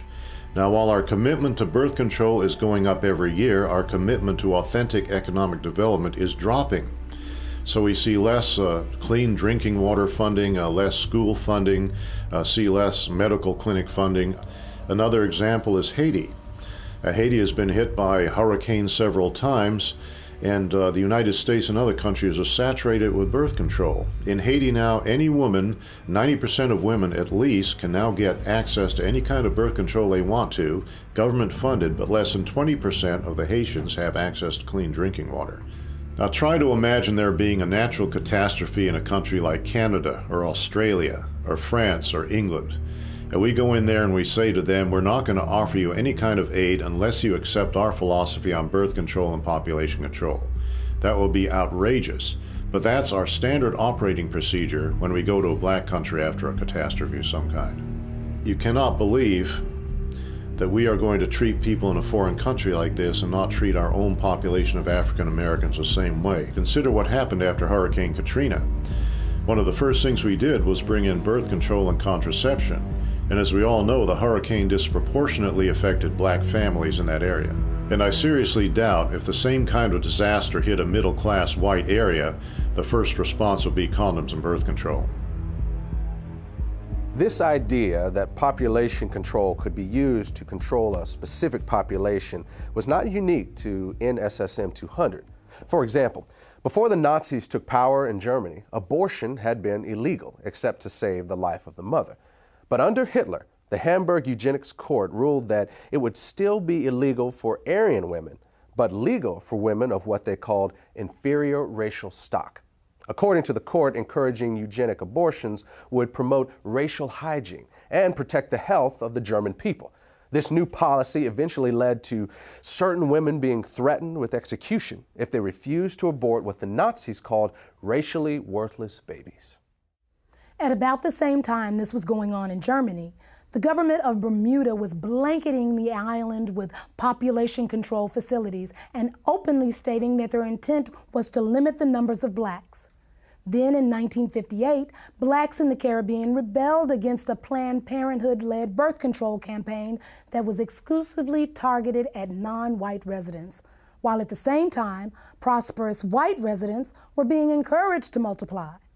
Following a similar pattern, a 1965 article in the Pittsburgh Courier newspaper reported that under apartheid, the white South African government was relying on targeted birth control as its primary weapon to reduce the number of blacks in the country. Unfortunately, we now know that the U.S. government was not immune to this sort of thing either. When 3 pro-choice researchers investigated the original motive behind the creation of the abortion pill, RU-486, what they discovered was that the scientific basis for it was actually developed in the United States during the 1960s by the National Institutes of Health at the U.S. Department of Health and Human Services. In their 1991 book, these researchers claimed to have found data showing that this agency was looking for an inexpensive and effective drug to control the populations of foreign countries that the government had classified as underdeveloped. The abortion pill was to be tested in these environments, and if successful, the plan called for it to then be introduced into Black, Hispanic, and Native American communities in the United States.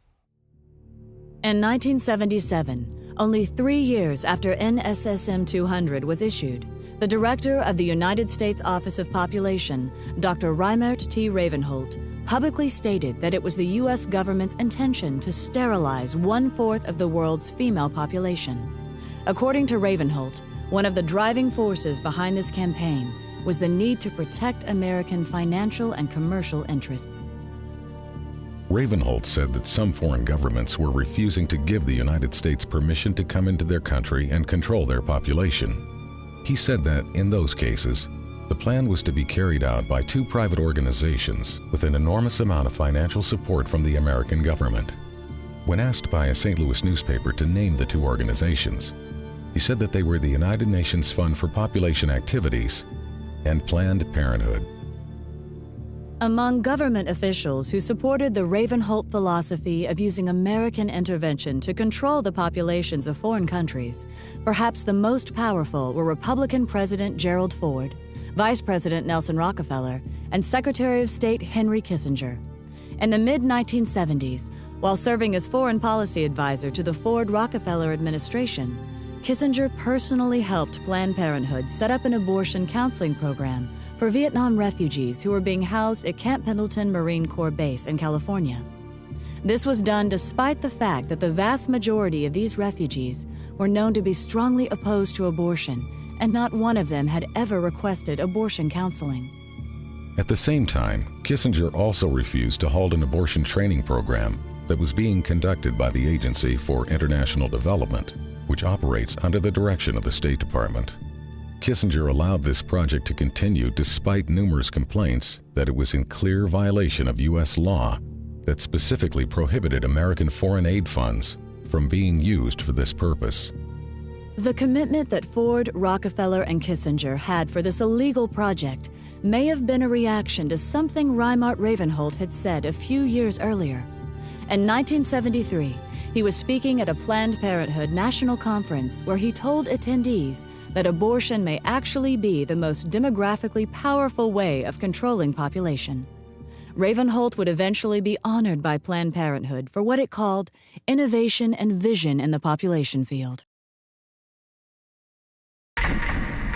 Years ago, a series of USA Today articles documented that there are large multinational corporations on the New York Stock Exchange today that actually got their start in the slave trade. But when slavery ended and Africans could no longer be financially exploited, Many of those same corporations began pouring millions into the eugenics movement. The people they had found so valuable as property, they had little use for as fellow citizens.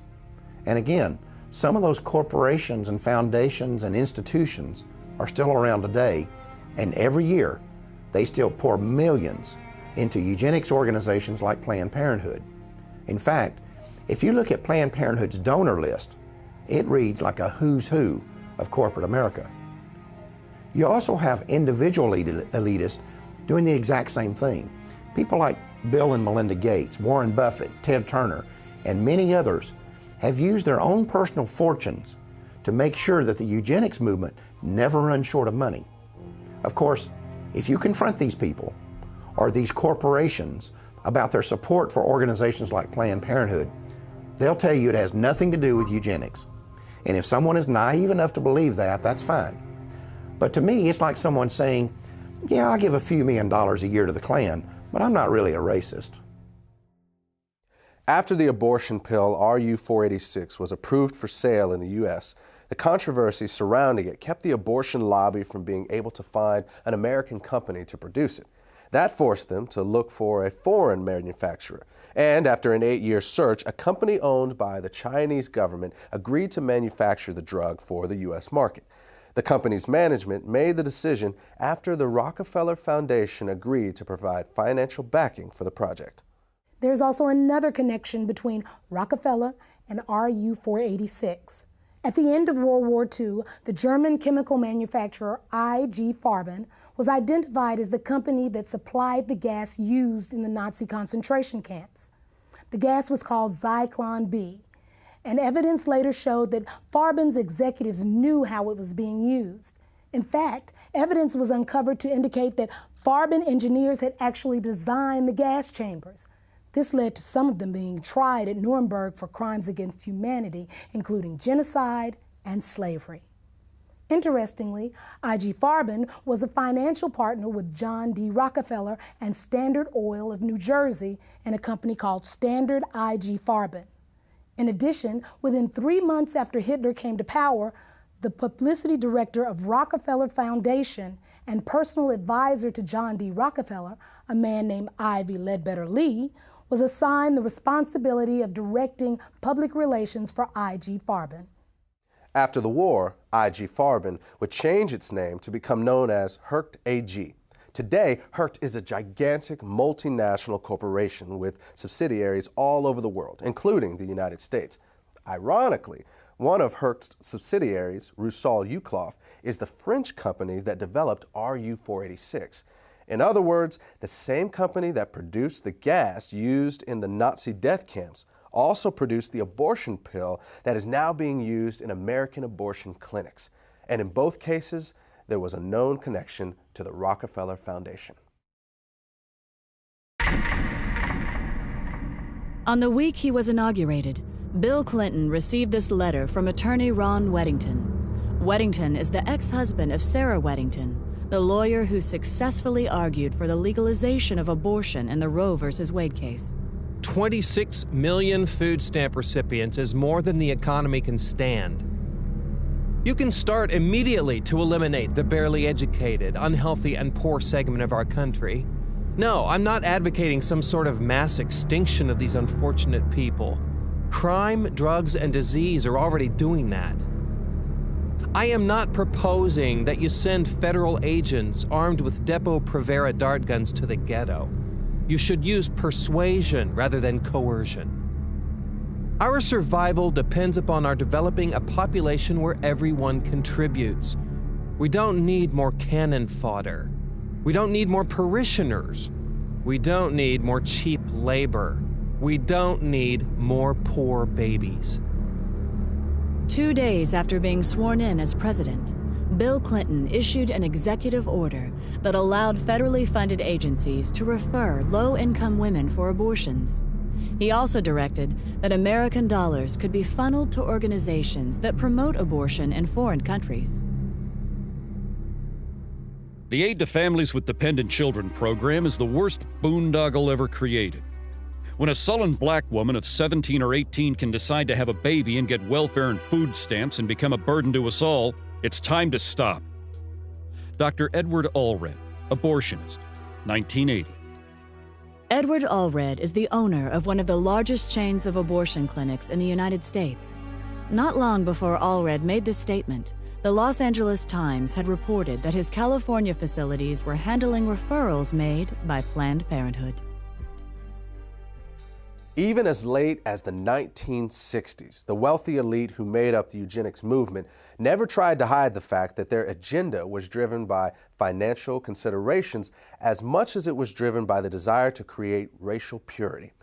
A good example of this was seen in 1967 when eugenicist and Nobel Prize winner Dr. William Shockley caused a national uproar when he stated that it was a waste of taxpayer money to create better schools and welfare programs for what he called ghetto Negroes. He claimed to have research showing that people of African descent are genetically inferior to whites in intelligence and simply not smart enough to take advantage of programs designed to help them. To save taxpayer money, he proposed that the U.S. government implement forced birth control to lower the reproduction of the inferior classes and then issue certificates to become pregnant that would be sold on the New York Stock Exchange. Shockley was a National Committee member of Planned Parenthood and a featured speaker at least one Planned Parenthood conference. When Florida abortion clinic owner Joyce Tarnow appeared on a local talk show, she gave the following reply when asked what America should do to help impoverished nations that are facing starvation or other natural disasters. Time is running out for us. In 1968, Dr. Paul Ehrlich wrote The Population Bomb. And in that book, he stated a thesis that what we should be doing is helping those nations that have a reasonable chance of being able to produce their own food supplies. Those that cannot do that for whatever reason, those people have to just sink or swim on their own. And what we do is try to help those societies become self-sustaining that have a chance to learn how to fish in order to feed themselves. Wait a minute. Are you I just want to make sure this is clear. Are you advocating, or was he advocating, basically writing off people that have no hope of ever because of the climate or for whatever problems of feeding themselves? Sort of like survival of the fittest? Or... Right. And the thing is... You agree with that? Yes, I do. The more people you help to survive, the more people are going to be reproducing and having children beyond what we can reasonably hope to have so that we can educate and house and feed these people.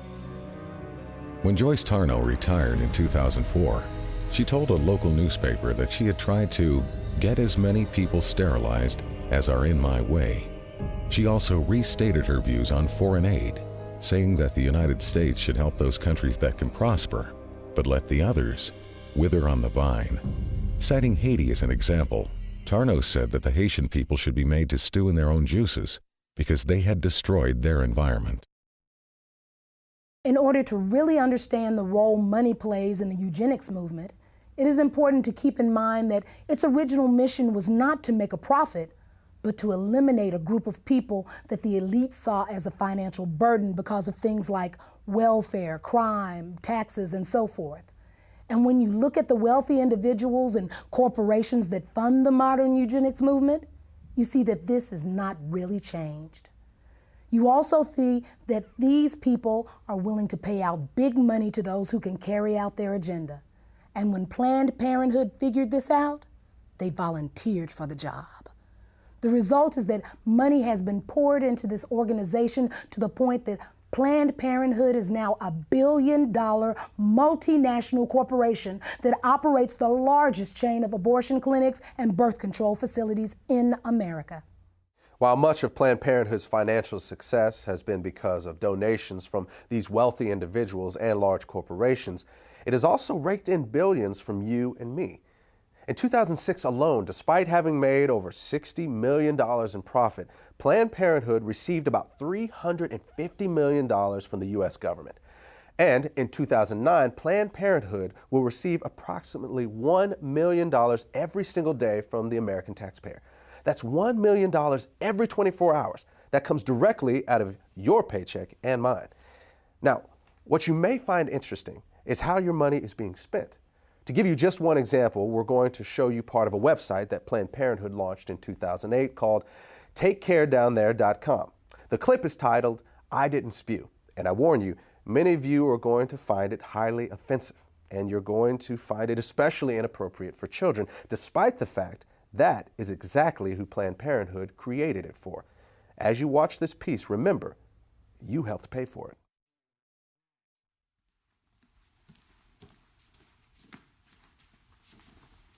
Whoa, Guy, where's the prophylactic? What do you mean? Look, oral sex is still sex, okay? If it's unprotected, you gotta reject it. What? What? But I didn't even spew. Guys, doesn't matter. Look, if you're having sex or you're getting some blowjays or whatever, you need to use a condom, because you could catch a sexually transmitted infection, even if you don't spew.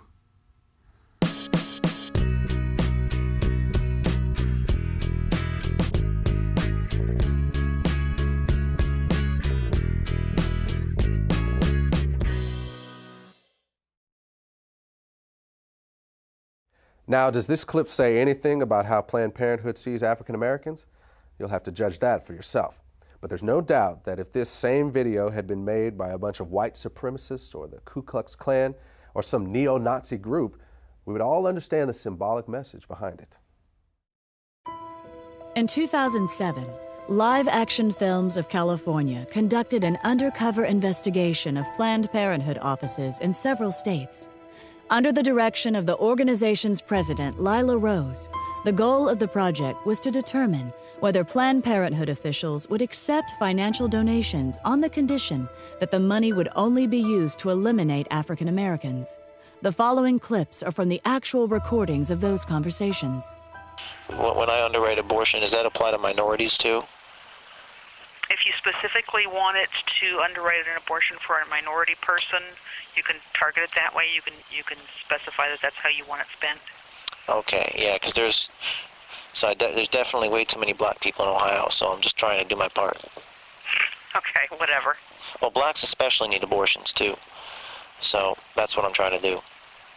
Well, for whatever reason, we'll accept the money. So the abortion could be, you know, I could give money specifically for a black baby. That'd be the purpose. Yeah, absolutely. If you wanted to designate that you wanted your gift to be used to help an African-American woman in need, then we would certainly make sure that that gift was earmarked specifically for that purpose. Great, because I really face trouble with affirmative action, and I don't want my kids being disadvantaged, you know, against black kids. I just had a baby. I want to put it in his name, you know. You know, so that's definitely possible. Oh, always, always. So would it be possible for me to donate that money specifically for these minority groups so that they could have access to abortions? Yes, it would be. Wonderful. And could I specify that abortion be done, or those abortions be done for a particular minority group, or how does that work? If you wish, you can. Okay. So for example, the black community in Tulsa, because I have connections with that, would it be possible to give the money specifically for that? You sure can. Wonderful. Great. So can I give you my credit card number? Yes. Wonderful. Just one more thing. The abortions will be done specifically for the black community abortions. I will mark it in such a way that definitely it will. Oh, great. On a black baby. Yes. Thank you. Great. The exact amount we charge right now is $450 for an abortion. Okay, $450. And we can definitely designate it for an African American. Wonderful. Yeah. Okay, and if I wanted to make to fund, because you know this is a if I wanted to help fund multiple abortions, could you also specify that this could be done for a specific group? Well, I'm really excited, you know, because I really face trouble with affirmative action. I don't want my kids to be disadvantaged, you know, against blacks in college, and the less blacks out there, the better. So. Yeah, it's a strange time for sure. Yeah. So, okay. Well, thank you very much, Jeremy. And if you have any questions, please feel free to give me a call. My extension is 304. When this material was released to the public, Planned Parenthood's defense was to claim that the employees who made these statements were not reflecting the organization's corporate position. But in 1986, Planned Parenthood's national president, Faye Wattleton, made the following statement during an interview on CNN. As a matter of fact, Mr. Dornan, if I may finish, we have received contributions from people who want to support us because they want all welfare mothers and all black women to stop having children. What Ms. Wattleton was conceding in this CNN interview and what live action films found in their undercover investigation was acknowledged years before by a previous Planned Parenthood president. During a speech in Philadelphia in January 1966, Planned Parenthood President Alan Guttmacher stated that some of his colleagues appeared to have racial motives for their involvement with the organization. Not surprisingly, one of Guttmacher's acquaintances later warned him that in the future, he should not be making comments like that in public. The person who gave that warning obviously understood that Planned Parenthood's racial agendas and attitudes are best kept out of the public. And that has been a philosophy that Planned Parenthood has embraced for many years. To this day, Planned Parenthood has never disavowed either Margaret Sanger or her plans for targeted population control. In fact, the organization's highest award is still named after her and has often been given to people associated with the American eugenics movement, including John D. Rockefeller in 1967. Then, in 2009, the award was given to Hillary Clinton, who said in her acceptance speech that she was in awe of Margaret Sanger and admired her vision. She also announced that the U.S. government was increasing its funding for United Nations family planning programs by 130%.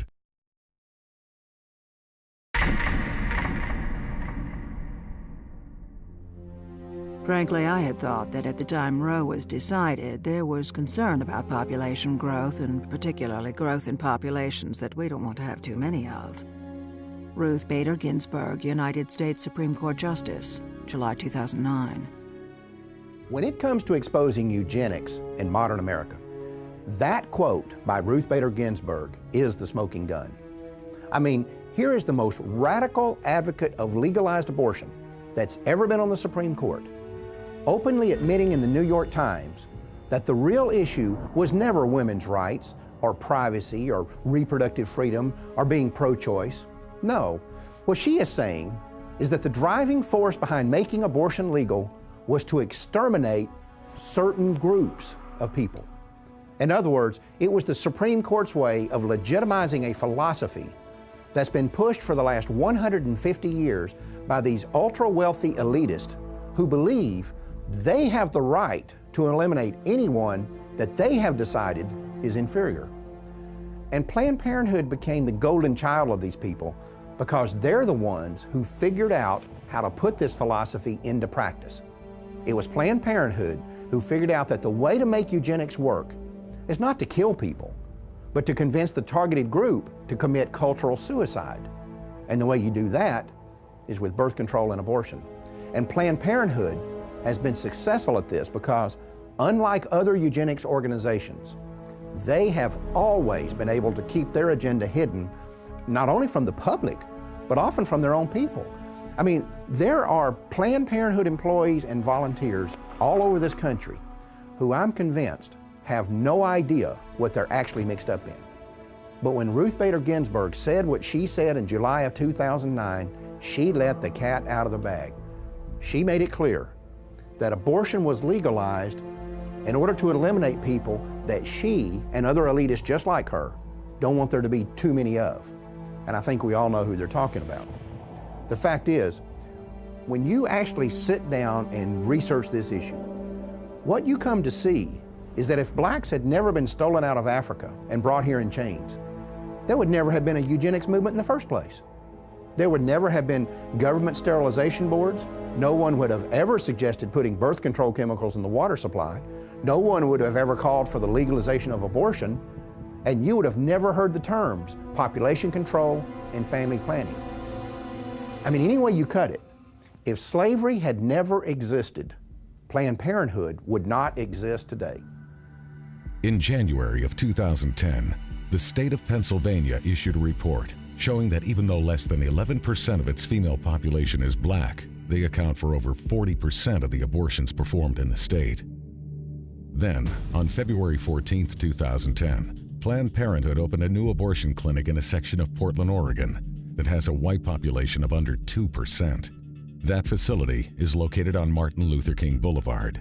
Meanwhile, in Houston, Texas, Planned Parenthood is building the largest freestanding abortion clinic in the United States. Scheduled to open in April of 2010, this massive facility is being built in the middle of 4 neighborhoods whose residents are overwhelmingly Black and Hispanic. We need to remember that over 60 years ago, a man who could today be called the father of modern-day eugenics proposed that population control clinics be concentrated in minority neighborhoods. And now today, the vast majority of Planned Parenthood clinics are located in our neighborhoods. Are we really so naive to believe that this is all a coincidence? We all know that drugs, alcohol, and tobacco are devastating, especially in the Black community. We know that the big corporations target us with the ads and the marketing campaigns. And yet, we don't notice that Planned Parenthood is doing the very same thing? We need to pay attention to the fact that in the 1960s, when we as African Americans began to demand our civil rights, for the first time in American history, there began a widespread cry in our government for legalized abortion. Was that coincidence too? Or could it be that when we said we would no longer sit on the back of the bus, a place was being reserved for us down at the abortion clinic? For most people, it may be hard to conceive that the ethnic cleansing going on today through legal abortion began with the fear of freed slaves. But as you have seen, that is exactly what happened. When colonization failed, Charles Darwin and Francis Galton were there to tell the world that people of African descent were just one small step above the ape. And white elitists embraced that philosophy, not because they had studied it and found it to be true, but because it gave them the permission they needed to wipe us out. And that launched a chain of events that quickly took on a life of its own. Every time one eugenics strategy failed, another was invented to take its place. It was a pattern that would be continued from one generation to the next until they finally discovered the strategy that worked. You know, when you study the Nazi Holocaust, you can see these films of Jews running into ditches to be shot in the head. You can even see films of them actually walking into the gas chambers. And it's tempting to ask yourself why they didn't fight back. I mean, if you're going to be killed anyway, what do you have to lose? Perhaps the answer is that they simply could not believe it was really happening. Maybe the normal human mind is just not wired to accept that your fellow man is capable of such senseless brutality on such a scale, even when you see it happening with your own eyes.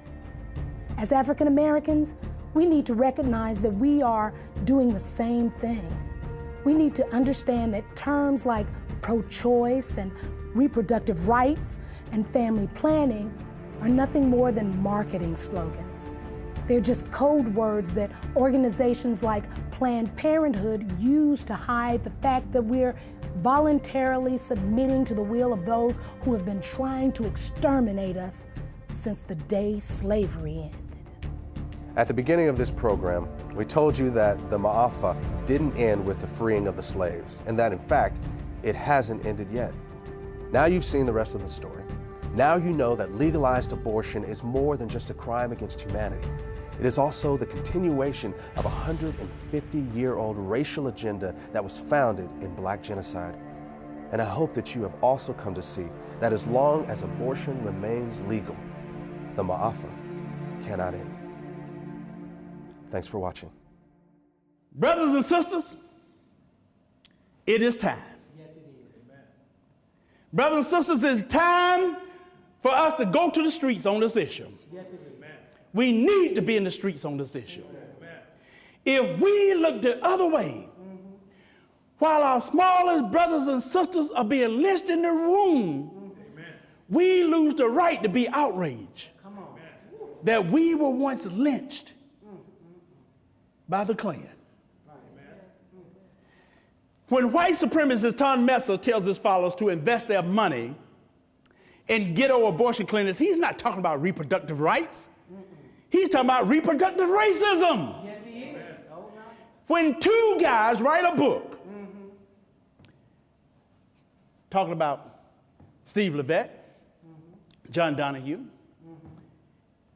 when two guys, Steve Levette and John Donahue, write a book in which they claim that the high rate of abortion keeps the rate of crime down, be assured, they know that a vast majority of American abortion clinics are in black neighborhoods. Oh, yes, they do. Oh, yes, they do. Come on. They know they're in the minority neighborhoods.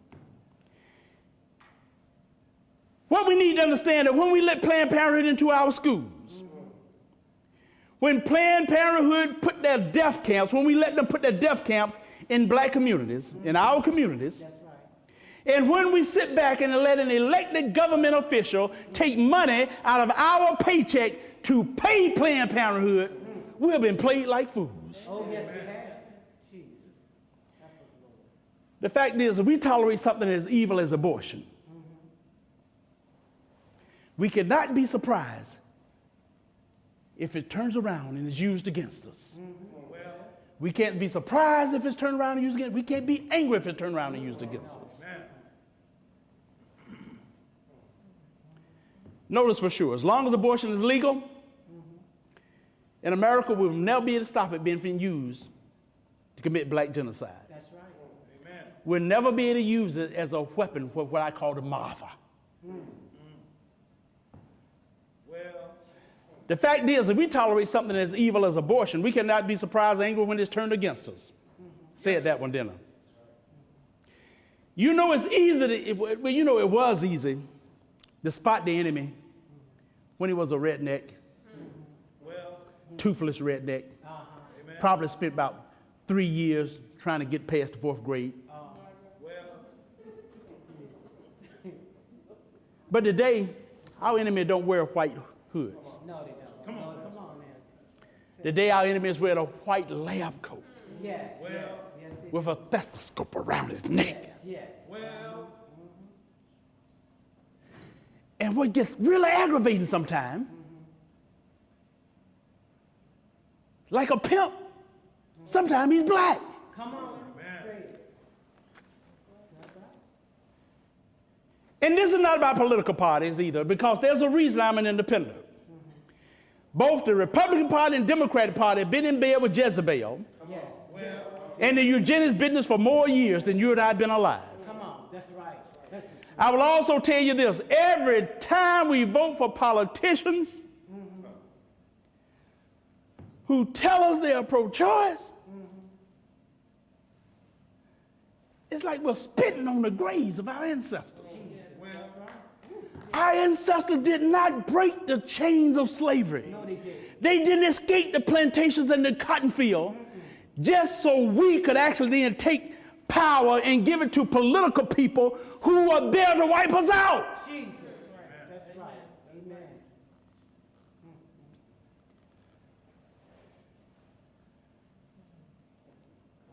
We need to remember why there were civil rights groups that fought against abortion in the 60s. We need to understand what it was that Harold Crawford and Irma Carver Craven was talking about long before abortion became legal in this nation, when they stood up and they noted there's a real connection between poverty, abortion, and genocide. Oh, yes. They understood it. Oh, yes, they did. Amen. Folks,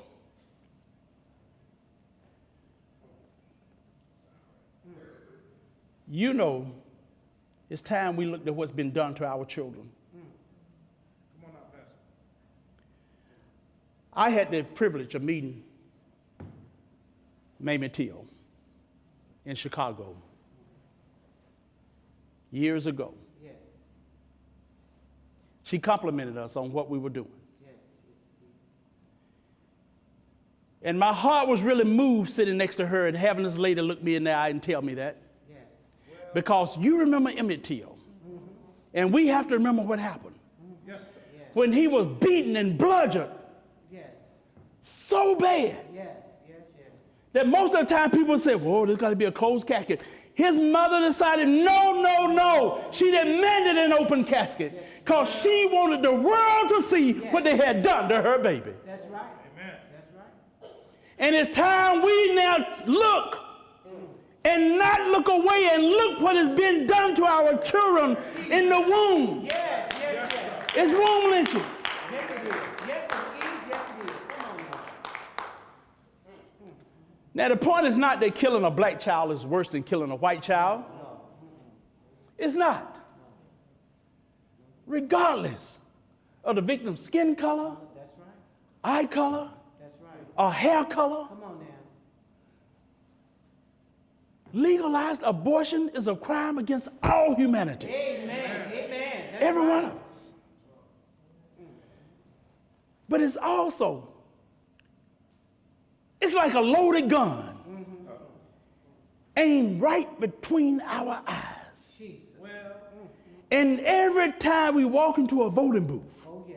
Come on. and we help elected politician who says he pro-choice, by pulling that lever, every time we pull that lever for a pro-choice, we pull the trigger on that loaded gun. Jesus. Come on, man. You say so. And a child dies. Oh, Lord. Amen. Yes. It's all right. Come on now. That's true regardless of what party they're in. That's right. Amen. It's true regardless of what office they're running for. That's right. Amen. You and I know there's a lot of pro-choice politicians. They will concede. They'll say, oh, well, yes, we know that abortion is the taking of a human life. They'll admit that. And then they turn around right around and say, but it should be legal. Yes. Well. And I have to wonder, why? No, in fact, I don't have to remember why. I just wonder how many. Come on. How many? Of these politicians who know that abortion is mass murder tolerate it because they think the right people are being murdered. Well. Jesus. Now, I don't know the answer to that question. But I do know this. I know that if the Klan, with or without their hoods, Come on. were to open up a whole chain of abortion clinics, Right. and they were to concentrate them in the black communities, Right. we would be smart enough to know what's going down. Yes. Amen. Yes. Amen. Amen. But I'm telling y'all something, brothers and sisters. We should be smart enough to know what's going down now when Planned Parenthood and these other abortion businesses do the same thing. Do this exact same thing. That's right. The time has come for us to wake up. Yes. The time has come for us to realize that we, our people, are no longer being illegally lynched one or two at a time at the end of a dirt road. It's time for us to realize that our people are being womb lynched. Yes. Yes. Yes. It is time to realize they are being legally ripped to shreds by millions in air-conditioned rooms with sweet, soft elevator music playing in the background. It is time for us to realize that we are in a war. We're in a war that if we don't become involved and we try to look the other way, it's going to wipe us out. It's called black genocide. It's time that we realize we have found the weapon of mass destruction, and the weapon of mass destruction is the suction machine in Planned Parenthood. Come on. That's right. Amen. That's right. Amen. That's the truth. Knowing what we know now, Yes. we can no longer look the other way. To end this Maafa in the 21st century, we as a people will have to do something. To do nothing is not an option.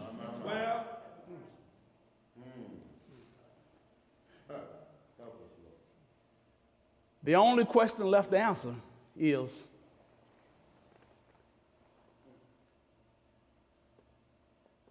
What are we going to do about it?